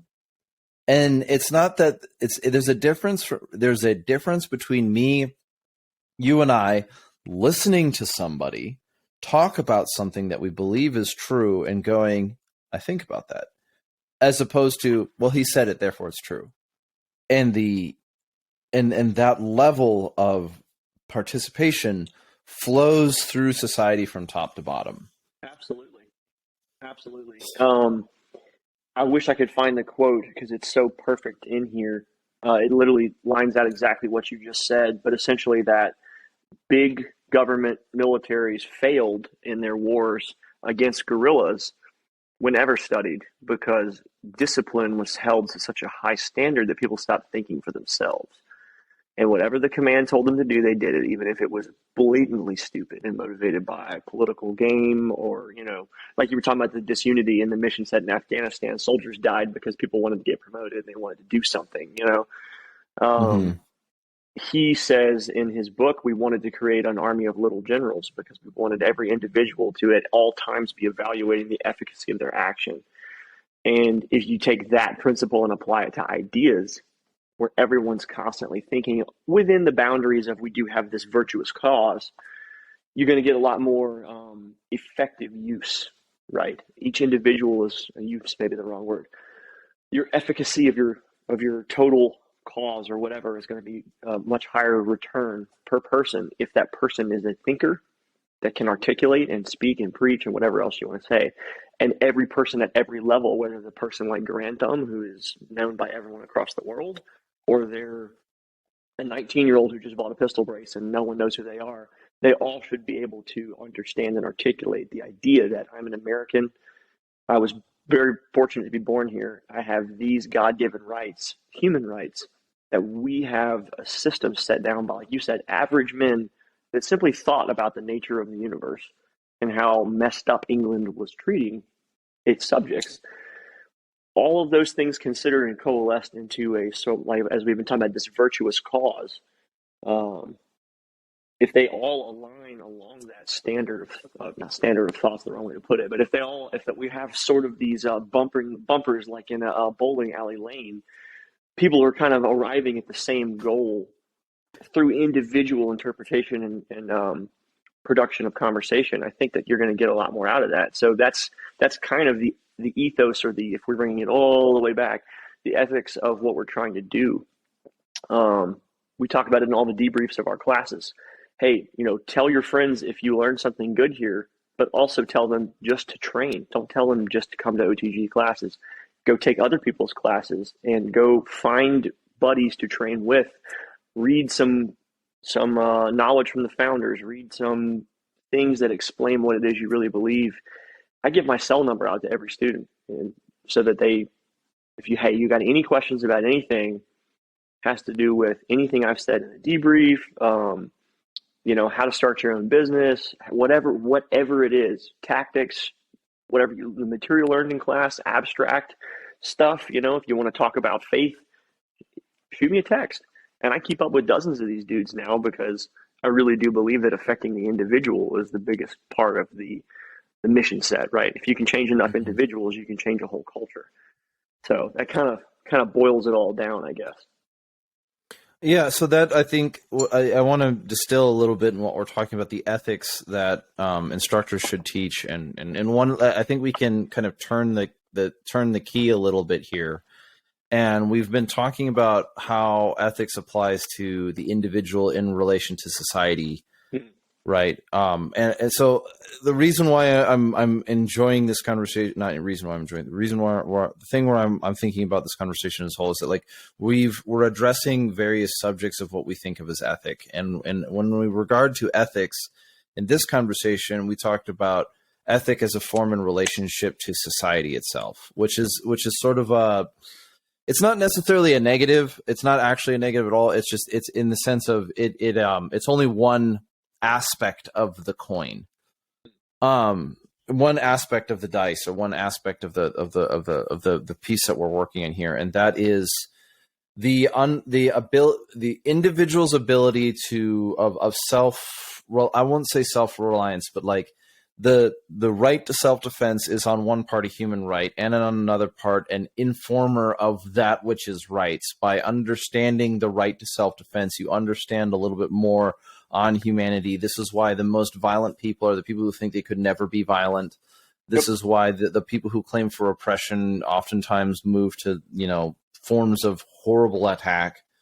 But in that they have convinced, they're like the the cruel irony of contemporary thought is people will not have an iota of like self-reflection over the 40 million people killed by communism, as if that wasn't a crusade of the worship of the state. And here's a point to jump into your thought. Perhaps the moral offense of the surveillance state is that the state is trying to be omniscient like God and know all of your thoughts. But that's for another time. We can do another episode on that. Oh my goodness, dude! It's just been like the theological discourse on the idea of the omniscient state is like, you think you're God, but yet they'll criticize the Crusades of the the thousands AD. It's like, dude, you want to see a crusade? Look at this idea of like the red wave, not the red wave in conservatism, but like the red fist and like the sickle and hammer. It's like, oh, conform or die. That's pretty. Yeah. So what's more communist than conform or die? But my point in all of this, you know what I mean? And my point in all of this is kind of long form into addressing what about the ethics of the individual? Because this has been a tricky subject. We're going to go back to the beginning, and we're going to go back to talking about how in the past instructors have, myself included, and so perhaps this is self-flagellation, but instructors have allowed whatever is the legal system in place or the legal arguments germane to the day be used as the foundation for the ethical concept of the use of force. Right. Legality is morality, essentially. Legality is morality in the sense of like, okay, here's a case in point. Someone breaks into your house. You live in a non-castle doctrine state. You live in Rhode Island or whatever hellhole you want to, which the state requires that you have to try to jump out of a 3-story building and not die before you can use force to defend yourself. A little absurd, a little overblown. I know it. I'm not being hyperbolic. I'm just being expressive in the sense. Certainly. But there are states and lawyers who will accuse you of premeditated murder for not nearly committing seppuku before you try to, defend your family. And so like in that sense, in that case, an instructor will then say, well, you cannot, even though you're going to mitigate harm by an exponential amount by taking one step forward and getting out of the threshold, you have to act like you're the victim. And I think, and that is allowing legality to inform your morality. I want to subvert that and restart the conversation on the use of force as the use of force, even within the confines of one's home, as a conversation on ethics. In other words, it is moral always and necessarily to, is it moral on what grounds for a person to defend their own life? The question of the ages. Yeah, we've talked about in the previous episode 2 of this one. And those of you listening hadn't heard it, it's a similar conversation to this. We talk about violence and its nature and is it inherently good or bad and whatnot. And I feel like this directly relates to that. Kind of a nice tying back in. I feel that another one of our inalienable rights, obviously, is to self-defense. I would think that you agree with that as well, but for the sake of self-preservation. Yep. Yeah, self-preservation, right? All living things want to do what? Continue to live and make more of themselves. I feel like I keep harping on these two writers, but Thomas Paine said it very well. When we suffer or are exposed to the same misery by a government, which we might expect in a country without a government, the calamity is heightened by reflecting we furnish the means which we suffer. So we can't ever say that something is just or something is moral because it was made legal, right? Technically, in Nazi Germany, it was legal to do the things that were done, right? Obviously, we've decided as a world that was not morally correct. So it's almost self-evident, I would say, that defending your own person and the person of another, the life or the unharmed state of them, defending that with force is unquestionably a moral or an ethical action. But we talked about it in the other episode. Your intent is everything. When a hyena eats a small animal, its intent is to live. It wants to eat so it can live, and that is its nature to eat other animals. But it's gross and violent, right? Is its intent malice? No, but that's an animal. Well, so we have to look at people. Animals can't Animals don't have malice. This Exactly. is a fundamental distinction between humans and animals. Exactly. That So now we're not just animals because right. we have We can consciousness. choose to be evil, right? So that Mm-hmm. takes us to the next question of, okay, at what point, now we know that animals are capable of violence, but by their nature, not malice, because that's what separates us is distinction of good and evil, or good, the choice between good and evil. Mm-hmm. If we're choosing to defend ourselves or someone else against another human being who also, of course, wants to live, is there any sort of burden on us? Is that some sort of unethical or immoral action just by nature? If we look at the Ten Commandments, the actual translation is not to commit murder. It doesn't say thou shalt not kill. It says thou shalt not murder. Murder meaning to kill someone out of malice, right? To kill someone for some purpose other than self-defense is how you might define it.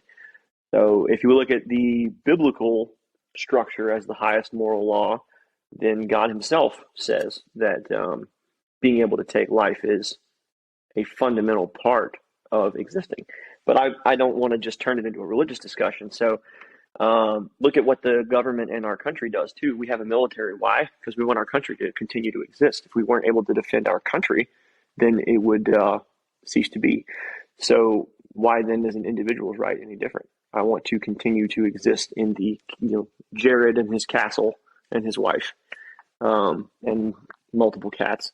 I feel like it's a very self-evident right, as long as the intent of the user or the employer of force is not out of malice, but truly out of defense. I feel like I talked in a circle for like 5 minutes. Maybe that was too much. Well, I'm not going to go out of no, we're not there yet. Where I do have. So the challenge that I'm running into, and I started a sentence with the word so Matt Walsh will now hate me. I know, it's just funny, but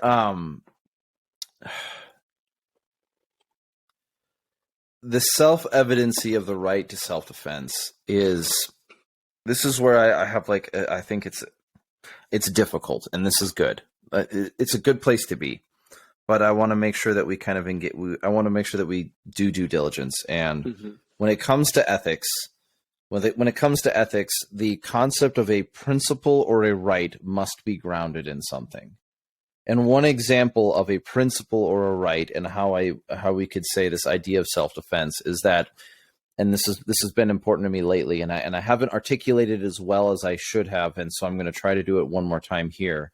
But one element necessary in order for an act to be considered self-defense and morally justified, not legally justified, moral, is that you must see the person that you are in combat with as a human being.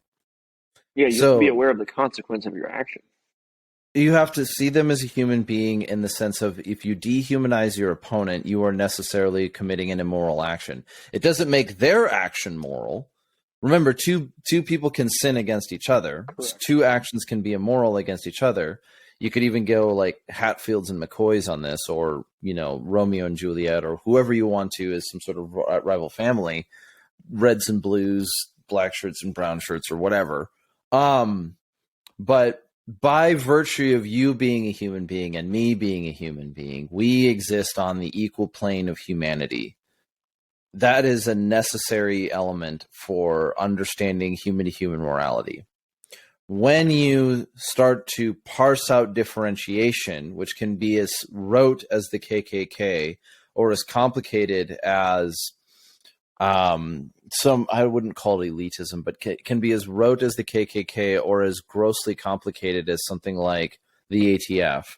You are fundamentally committing an immoral action by differentiating people of different metaphysical value on the basis of something other than what they are. And maybe even another way of saying it is like, from racism to tyranny, the challenge that we have on both accounts is the differentiation of peoples in a sense. And so when it comes to the ethics of the use of force, there is a ethical question that I would raise when it comes to self-defense, because the generic scenario of you are in your house and somebody kicks in the door and now you have to defend yourself, either lacks the context to have any relevance in our day and age, or isn't really germane to the world that we live in. It's not really what we're talking about.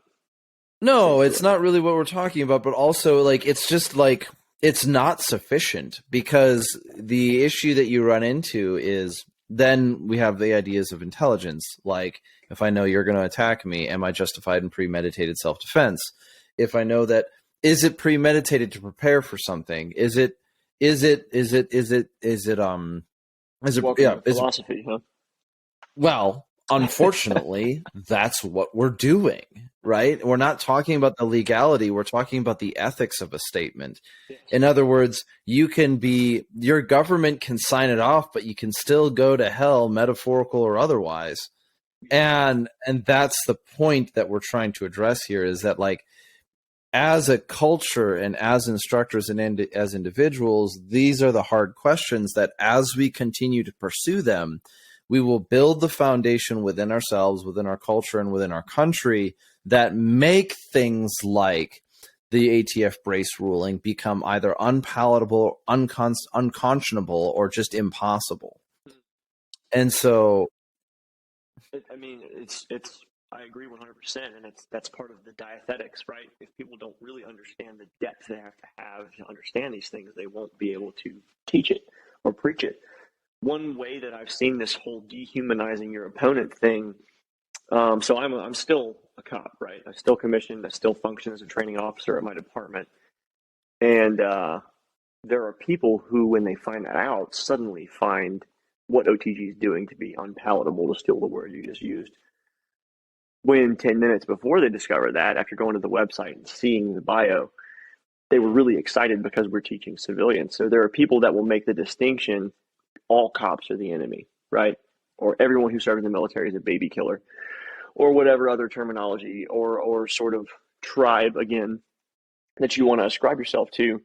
Somehow, if the person you're talking about has, status within that group, they're dead to you. You can't have a discussion. There's no nuance. So I think another part of that, the conversation has to be value in individuals, not necessarily because of their background. And that's something we really, really try to push. And I say it so often in the comments: evaluate individuals. Don't just assign them to a group. Sure. Okay. I can understand that from the position of the military, because I've been there and I've seen the baby killer argument. I can understand from the position of police officers, because there's thousands of police officers. But here's a counterexample.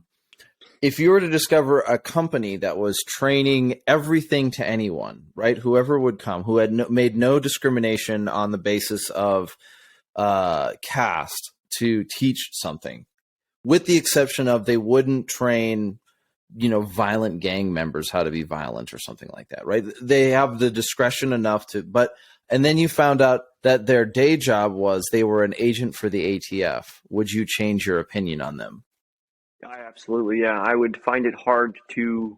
But they're one of the good guys. Right.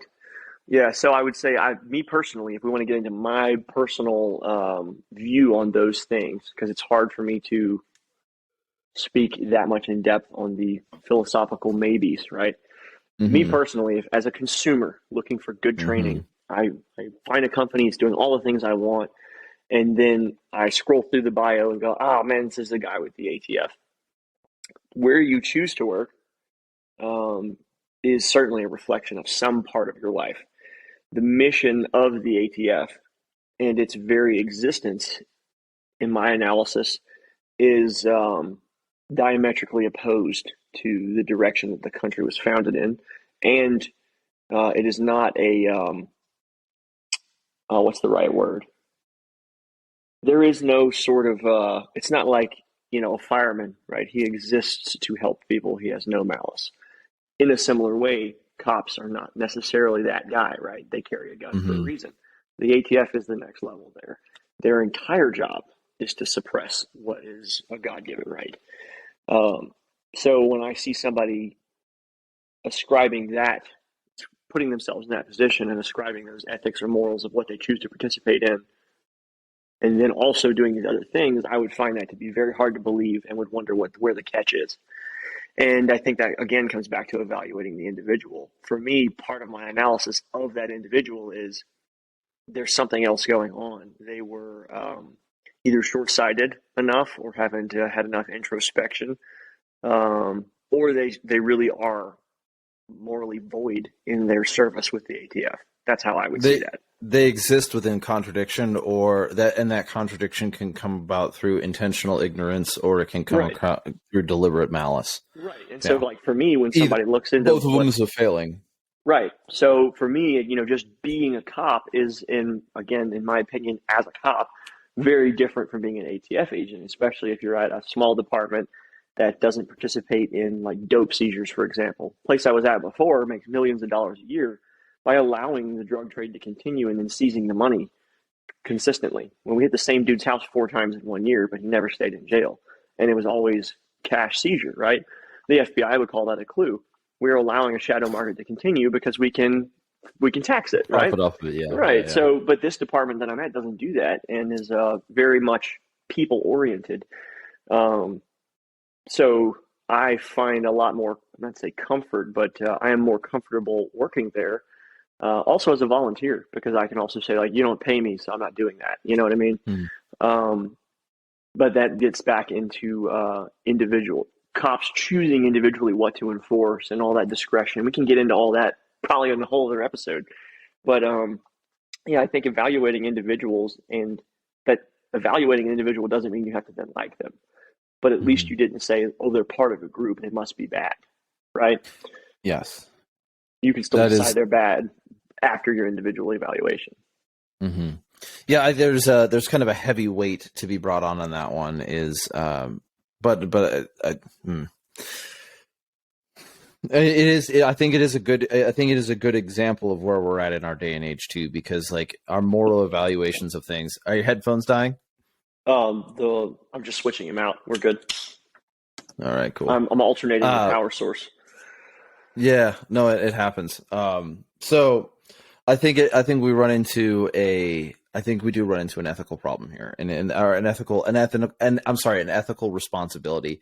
It is the responsibility of the individual, not imposed by government, but imposed by something that informs the law, that's supposed to inform the law, that we need to be of good conscience when we are talking about the use of force. We were talking about this earlier. The use of force, violence itself, is amoral.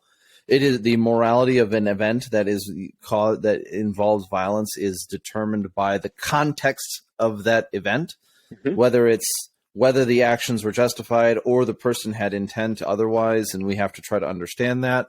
And when I say morality, I'm not really concerned so much about the legality of it at this time, because I'm trying to figure out the layer one below it. Like, we can argue that the legal, if we whether or not we argue that the legal system that surveils, covers whatever violence in our country right now is ethical, unethical, good or bad, we have to remember that, like, we are the people. We establish the foundation. We build that from the ground up.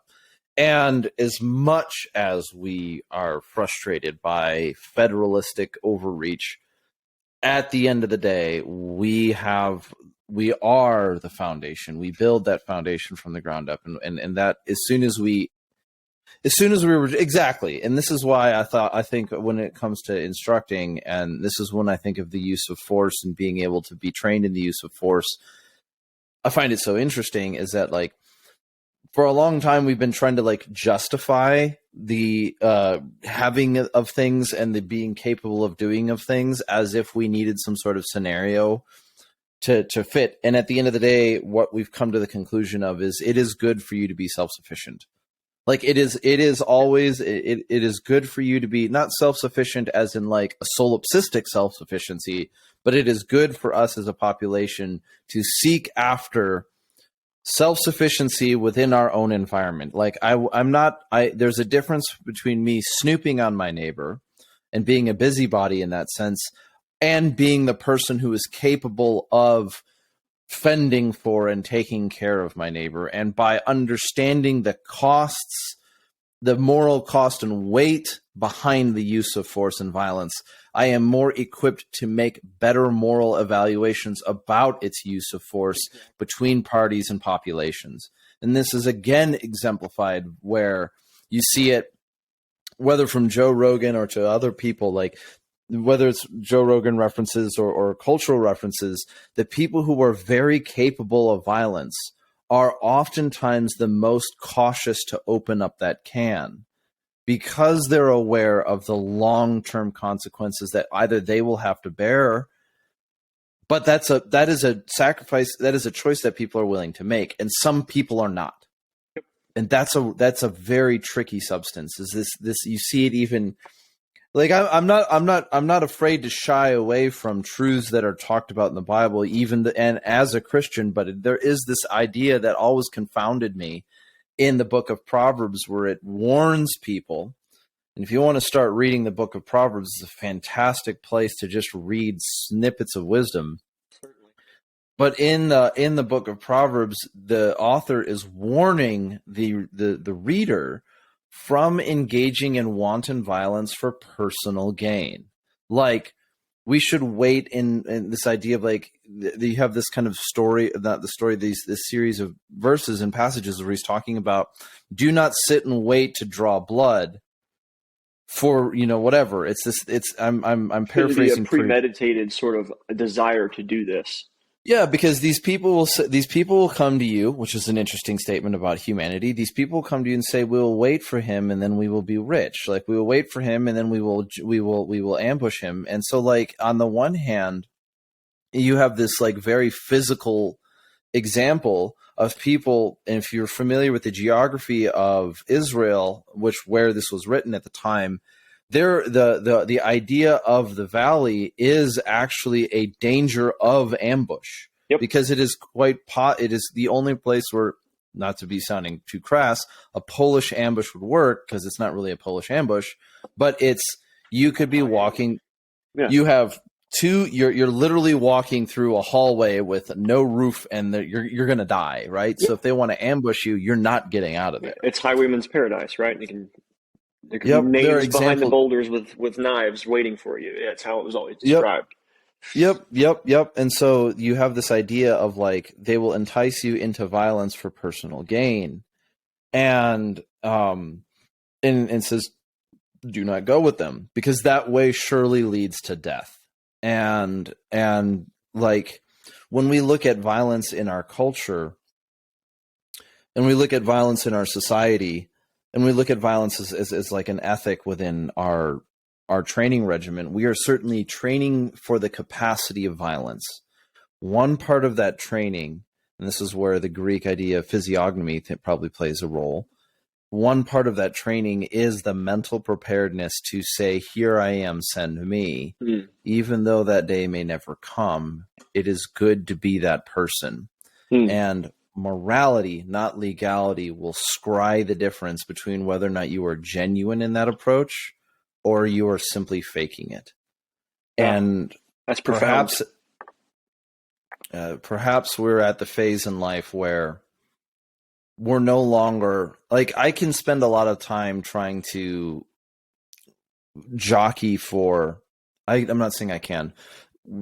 There seems to be an argument within gun culture where people are clout chasing, and they're vying they're vying for legitimacy. And I'm sorry that you didn't make it a SHOT Show this year, but one thing that was thankfully lacking is I noticed a lot less ego on the show floor and in other locations. And what we run into is that, like, I can make evaluations of people. We can make evaluations of people's skills, like, oh, that guy doesn't know how to shoot, or this guy doesn't know what he's doing, or he's not whatever, and I get it. But there's a difference between making those evaluations and saying, well, this guy's an instructor and he doesn't know what he's doing, or this guy's doing this and he doesn't know what he's doing, and for me to like build myself up. There's a difference between that and identifying something and creating solutions and learning something within a lesson. It's like, we can go back and criticize. I can even criticize my earlier self and say, Well, when I was an instructor in 2000 and whatever, I fell into the trap of, well, I would teach you this, but I can't because legal. It's like, yeah, I learned from that mistake. We all learned from that mistake. Now going forward. Right. Right. And that's kind of where we're trying to live in that space of, oh, okay, cool. Now let's go forward. Because two things that plague the industry, as you said, oh, well, he doesn't know X, but I do. That is one of the most detrimental things, because like we talked about before, you're creating camps and you're not moving the bar at all. You're just saying he doesn't have it, but I do. Not we could all have it if we do this together. And I think that's a huge thing that's lacking. The other problem is there really are people that don't know what they're doing. Yeah. How do we help people discern who the snake oil salesman is? You know what I mean? And I think part of it is perception, almost like idols. People ascribe some sort of supernatural power to somebody that they think is cool on the internet. And it's really hard to tell that person without them then hating you that you've fallen for something. So I don't really know how I had to be really, really careful with an answer. A student asked me, and this is not a dig at Lucas at all, but a student asked me in class over the weekend. This is a solo CQB class, right? Or solo and duo. It's heavy on force. Students get absolutely shot to pieces, and so do the role players. The point of the course is learning how difficult it really is, and they get to see that if they actually had to use violence in that scenario, they're very likely going to get some themselves. And it really is a humbling, sort of sobering course on the realities of close quarter stuff. And this kid asked me, he's 21 or 22, and he's like, hey, would you ever clear a building like Lucas does? And I was like, well, what do you qualify that statement? Because I've never seen him clear a building. What do you mean? Oh, well, he does these CQB runs on the range. And what the dude was referencing was when Lucas does competition style shooting around those tall, gray, opaque barricades that they have. Well, he's moving really quickly. Yeah. He's moving quickly and shooting, but he's not performing CQB, but the impression given to people when they're watching a marketing video about selling holsters and equipment, like ACOGs or whatever, that he's pushing because he owns a lot of them and wants to sell them. That's business, right? This downside is this 21 or 22-year-old guy coming to our class that is about CQB sees a video of Lucas running around shooting really quickly and goes, oh, that's what that is. I see walls. It must be CQB. I'm going to emulate this. Yeah. Lucas is not selling a CQB class. He doesn't even mention CQB in it, but the impression given by someone very powerful, if you want to call it an industry, is something either unintended or at least is not being dispelled. So how do we, not to say control, but how do we affect the way information is shared and actually tell people, hey, that's not legit and this is, without it being about, hey, I'm better. You know what I mean? Yeah. Yeah. So the two things on that one is I think one criticism that has been levied at Lucas is he likes to kind of cross the line. He likes to, I'm not saying he likes to, that's way too much. A criticism that has been leveled at Lucas is a little bit like, well, you say you don't, but then you act like you do, kind of thing. And I'm not saying that the criticism is legitimate. This is kind of like, it's going to sound like you're going to see it as I know I'm going to make some statement that's going to sound like backpedaling. And the backpedaling argument is that I don't want to put words in people's mouth. But a criticism that I instead of, I'm not another admission. I am now using a possibly non-existent ambiguous third party as a proxy for the statement I'm making.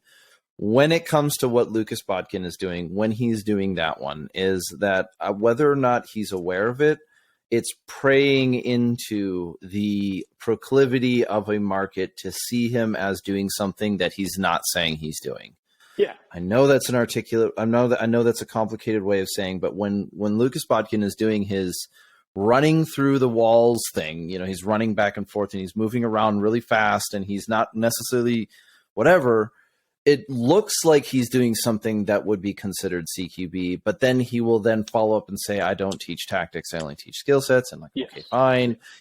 And don't get me wrong.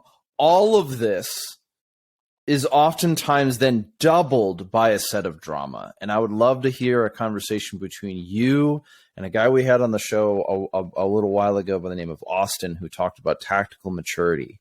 And when he's talking, and I know tactical is kind of the shitty word of the day, but what he said, his idea that he was talking about was that this idea of maturity is being able to look at something that somebody else is doing or two sets of skills and make not a hierarchy of like, well, this is better, this is more gooder person, but like, this is how I would use, this is how this should be used in this scenario, or this is how this should be used in this scenario. And it could even be called back to your idea of like, how much time should you spend training a deliberate reload versus an emergency reload, or whatever the other versions of you want to talk about, like a reload out of necessity or a reload. You know, the day and age when people are like, oh, I've got to come up with new words for the same thing. Oh yeah, but I'm living in it, bro.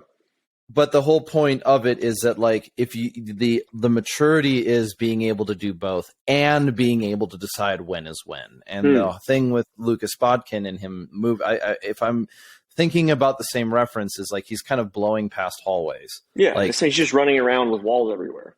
Yeah, you know, like and like, okay, so I'm not going to infer tactics from that, and I am not going to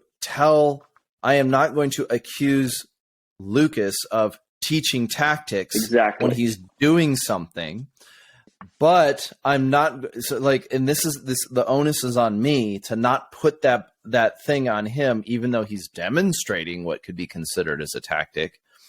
And that's what I had to tell that kid. Yeah. And so like and this is why, like, when it comes down to it, like, this is the ending that always drives me mad, is like, we still end up talking about people.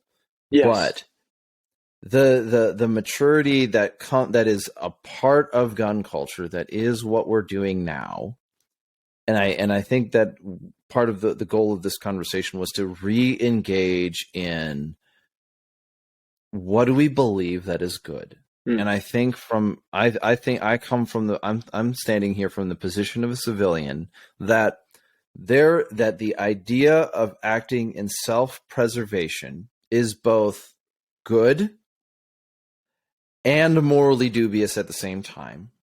And the thing that makes it morally dubious is that I may use the excuse of one to justify something that I know it isn't.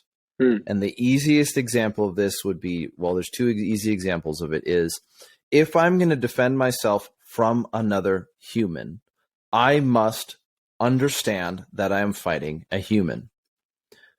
I do not fight a human.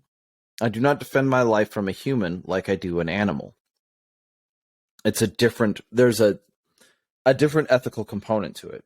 Certainly. And second, I am under a moral obligation, under penalty of not law, but penalty of morality, to be absolutely certain that I am not entrapping this person into a situation where I would be essentially not performing self-defense.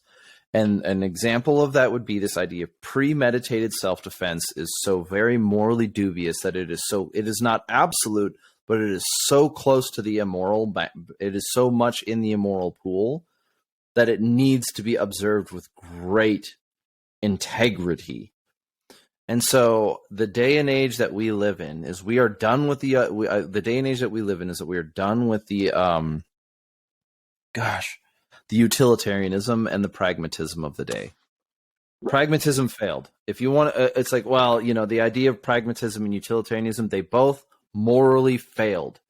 The moral bankruptcy of gun culture can be chalked up to, well, we said it was utilitarian. It's just for whatever I need. It's like, well, we get what we deserve in that sense, and we'll figure out a way through it. Yeah, and I think, as you said in wrapping it up, I forget what Stoic philosopher it was. You may know.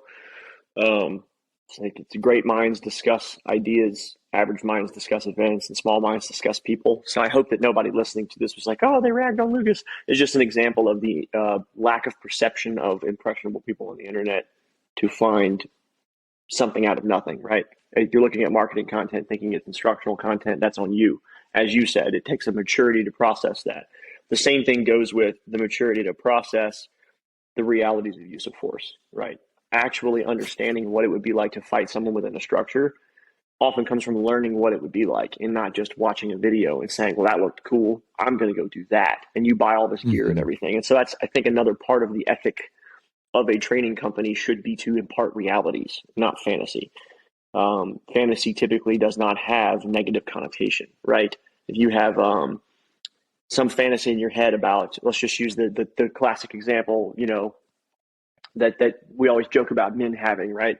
Some fantasy about some extramarital affair or whatever else it is. In that fantasy, you have this idea of this romantic encounter, but you don't ever also spend the same amount of time thinking about how it ruined your life, ruined your marriage, the moral obligations of all of it. It's just, sin always. Okay. Sin only. The fantasy of the temptation of Correct. infidelity, Correct. Right. So Yeah, it would be exciting, and also everything in my life would change, and I would be absolutely morally destitute and lose my marriage and my house, blah, blah, blah, blah, blah, blah, blah. But we only look at that little bit. Sin never delivers what it promises. It's that idea. So training in CQB or firearms or preparedness, we have to show both sides of that coin. We can't have fantasy camp. We have to have, hey, here's the reality of this. One of the things, and again, if anyone who's been to class would know this, and part of the reason, and again, going all the way back to the beginning of the discussion, Lucas's question, is anyone actually teaching civilians the reality of things? And everyone said, oh yeah, OTG. And he's like, oh great, well, I'd love to hear the why. Well, he hasn't been to a class, and all the people telling him that have been to a class. And and just for record, he has a standing open invitation to come to any one of our courses. We talk in the beginning of every CQB course about the data, the current data that's come from SOCOM about opposed entry. You have a 75% chance when crossing the threshold, if someone in that room is shooting, to take at least one bullet. You have a 75% chance of getting popped doing this if somebody wants to pop you. So that's very sobering, right? People come pay $600 to go to a class where I'm like, hey, you only have a 25% chance of doing this without getting shot. And they're like, well, what the hell am I doing here? Well, you better have a really good reason, self-defense, like we talked about, or the rescuing of a person or whatever else. And if you're going to take these morally ambiguous actions, or however you would define them, you have to be aware that you're fighting an intelligent person that has their own beliefs and motivations, and they're not a paper target, right? They're not going to die immediately if you had to shoot them. There's all this other stuff that we talk about in our debriefs that is really imposing on people the reality of what you're training and talking about is very much different than I'm shooting Sims at a paper target, high-fiving, let's go get a cold beer.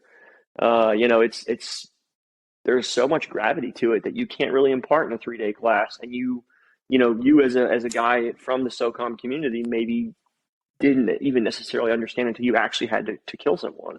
So, there's a certain limitation that you have in a short training program teaching, a welder or a lawyer or a doctor or someone who's not in a military or law enforcement context. You really have to make sure you actually explain the realities of it. And we try to do that. And that's another part of the ethics that a company should have is don't impart people with a fantasy, impart them with a reality and equip them to deal with it if they ever had to, Yes. And as we've seen changes in gun culture come to this one, where there's quite a bit less focus on the having of things and a lot more on the doing of things. Well said.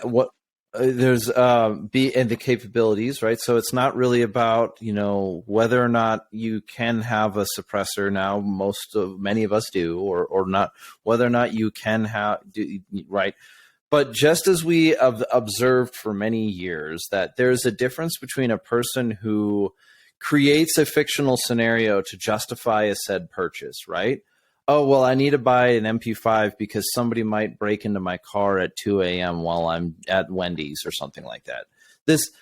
But we know the inauthenticity, and that's such a Zoomer word, isn't it? Or is that a millennial word?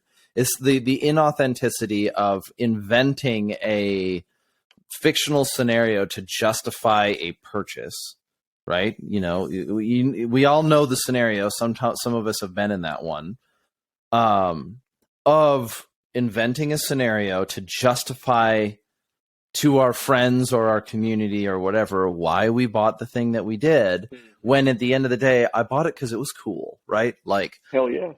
The easiest example is like, oh, well, I'm going to spend a bunch of money and buy an H&K H and K Mark 23.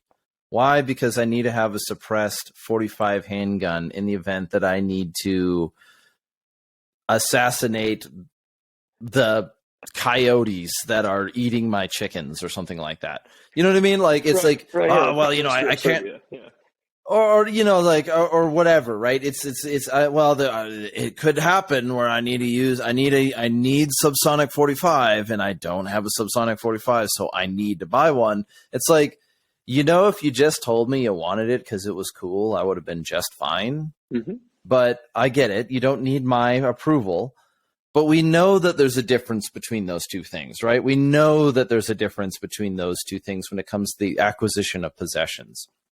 That you can kind of smell when the BS is high. That it's just there, you know, like another example would be when somebody asks for your opinion about a thing, looking for you to justify the fact that they already bought it. You know, like we know this kind of interaction. Mm-hmm. I think that same principle can be applied to training as well. I agree. And some of that lies on the onus of the instructor, and some of that onus lies on the responsibility of the student, where if you're taking a class and you're learning a skill to justify, and you're justifying it with a fictional scenario that perhaps other people can't necessarily, maybe the judgment of other people doesn't have the same weight in the issue, but when it comes to ethics, it's necessary that you kind of humble yourself to reality. And I don't mean that in a negative way. I mean, it's like, it's the same thing for us here when we're looking at the ATF and the brace ruling, is that, you know, like we need to recognize, not humble ourselves to the reality of the event that we're looking at, but as we even zoom out and recognize the ethics of our nation and our decisions, we cannot justify our so-called actions on, or we must accept the responsibility that if we justify our actions and our movements on things that are not true, then we bear the responsibility for that falsehood. In other words, when it comes to that which is right and wrong, you don't always get to say, well, I didn't know. And that's a heavy burden to bear. So I agree. And I guess I have really enjoyed this conversation. I want to keep going, but it's been fantastic. We could probably talk for 6 hours until I get. Well, we should sometime. I'll end up with a lack of sugar in my lizard brain and I'll pass out. Yes, and then I will have my way with your gear. I will run off with it. There's a lot of gear there. He used logic and reason. It's super effective. I just pop out of the grass and you start talking to me about philosophy, and then Jared was confused and hurt itself. The Pokemon theme starts playing in the background. I hear Well, the sad thing is I never played the Pokemon games. So the song that I have in my head is the basically the 8-bit version of the Final Fantasy battle theme. Even better. Yeah, we can all do like getting a little line and yeah. Yep. Yeah, I didn't play Pokemon as a kid because it stood for Pocket Monster, and as a Christian, I could not participate in that. So it wasn't until I was an adult that I was able to use tactical maturity to discern that two things can be true at once. And say, oh, actually, it's just a Japanese game that is developed outside of the weirdness of our culture. Well, that's another thing we could talk about. I wrote it down a note and didn't bring it up, one, because it would derail us, but the use of moral justification for violence in cultures that developed outside of Western influence. So the thought that comes to mind is the women being stoned in Iran for taking their headdress off, their hijab, right? They morally, their religion, and legally justify that. But it's revolting to us, right? So almost anywhere you go, you can find a moral justification for what another person might find terrible. So just because we establish that what we're doing is moral doesn't actually mean it is. And that's terrifying, right? The terrifying weight of the responsibility of scrying morality. Yes, absolutely. And these are those good, really, we will have this at another time, but yes, it is an interesting one of saying like, well, I have a, I have a kind of there was a professor that I studied under once, and he made he made this statement. He said, "There's no such thing as a moral relativist, only moral skeptics." Oh, And because if you believe in moral relativism, then you would say that, and he was a philosopher, but he made his point, like, there are no such thing as moral relativists, only moral skeptics. Because a moral relativist would say that there is no such thing as morality. It is whatever is determined by the individual at the time. And if you were to be a true moral relativist, you would have to cede the point that pick your favorite atrocity and say it was justified. Pick your favorite moral atrocity, and I mean atrocity in its true definition of great immoral, an action of great immorality which had a consequence on many people. You would have to say that it's justified, because it is. You would have to say that it was actually moral, because it was moral in the perspective of the individuals that were going on about it. right. Which is what we talked about earlier.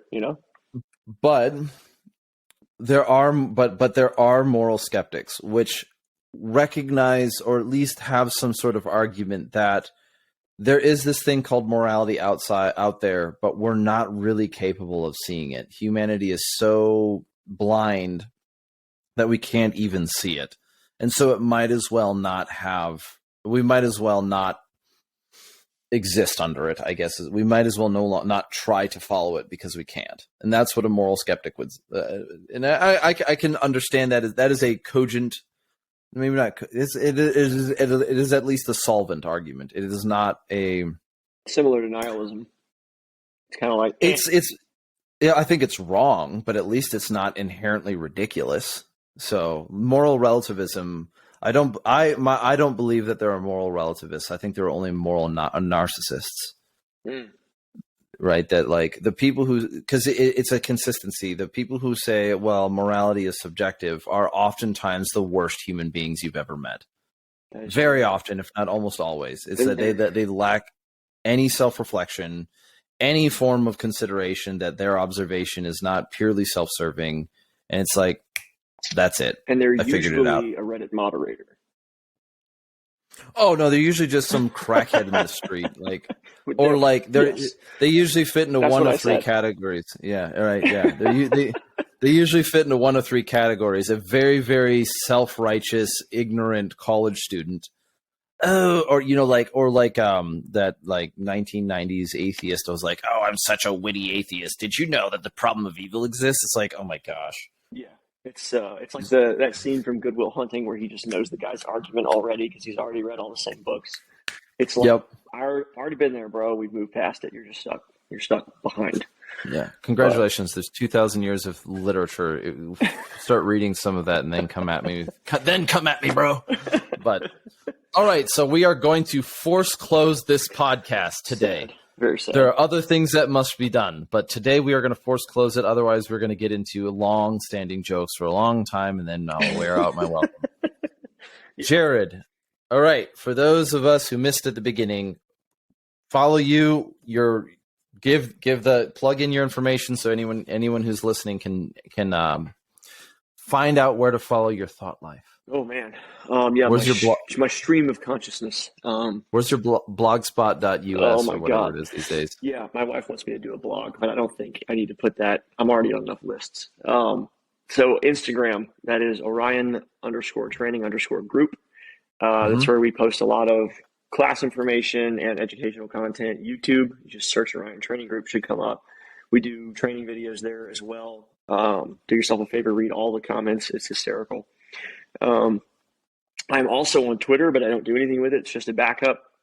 And sometimes I wonder about the morality of having a Twitter. We'll get into that in another podcast. And then what's the other one?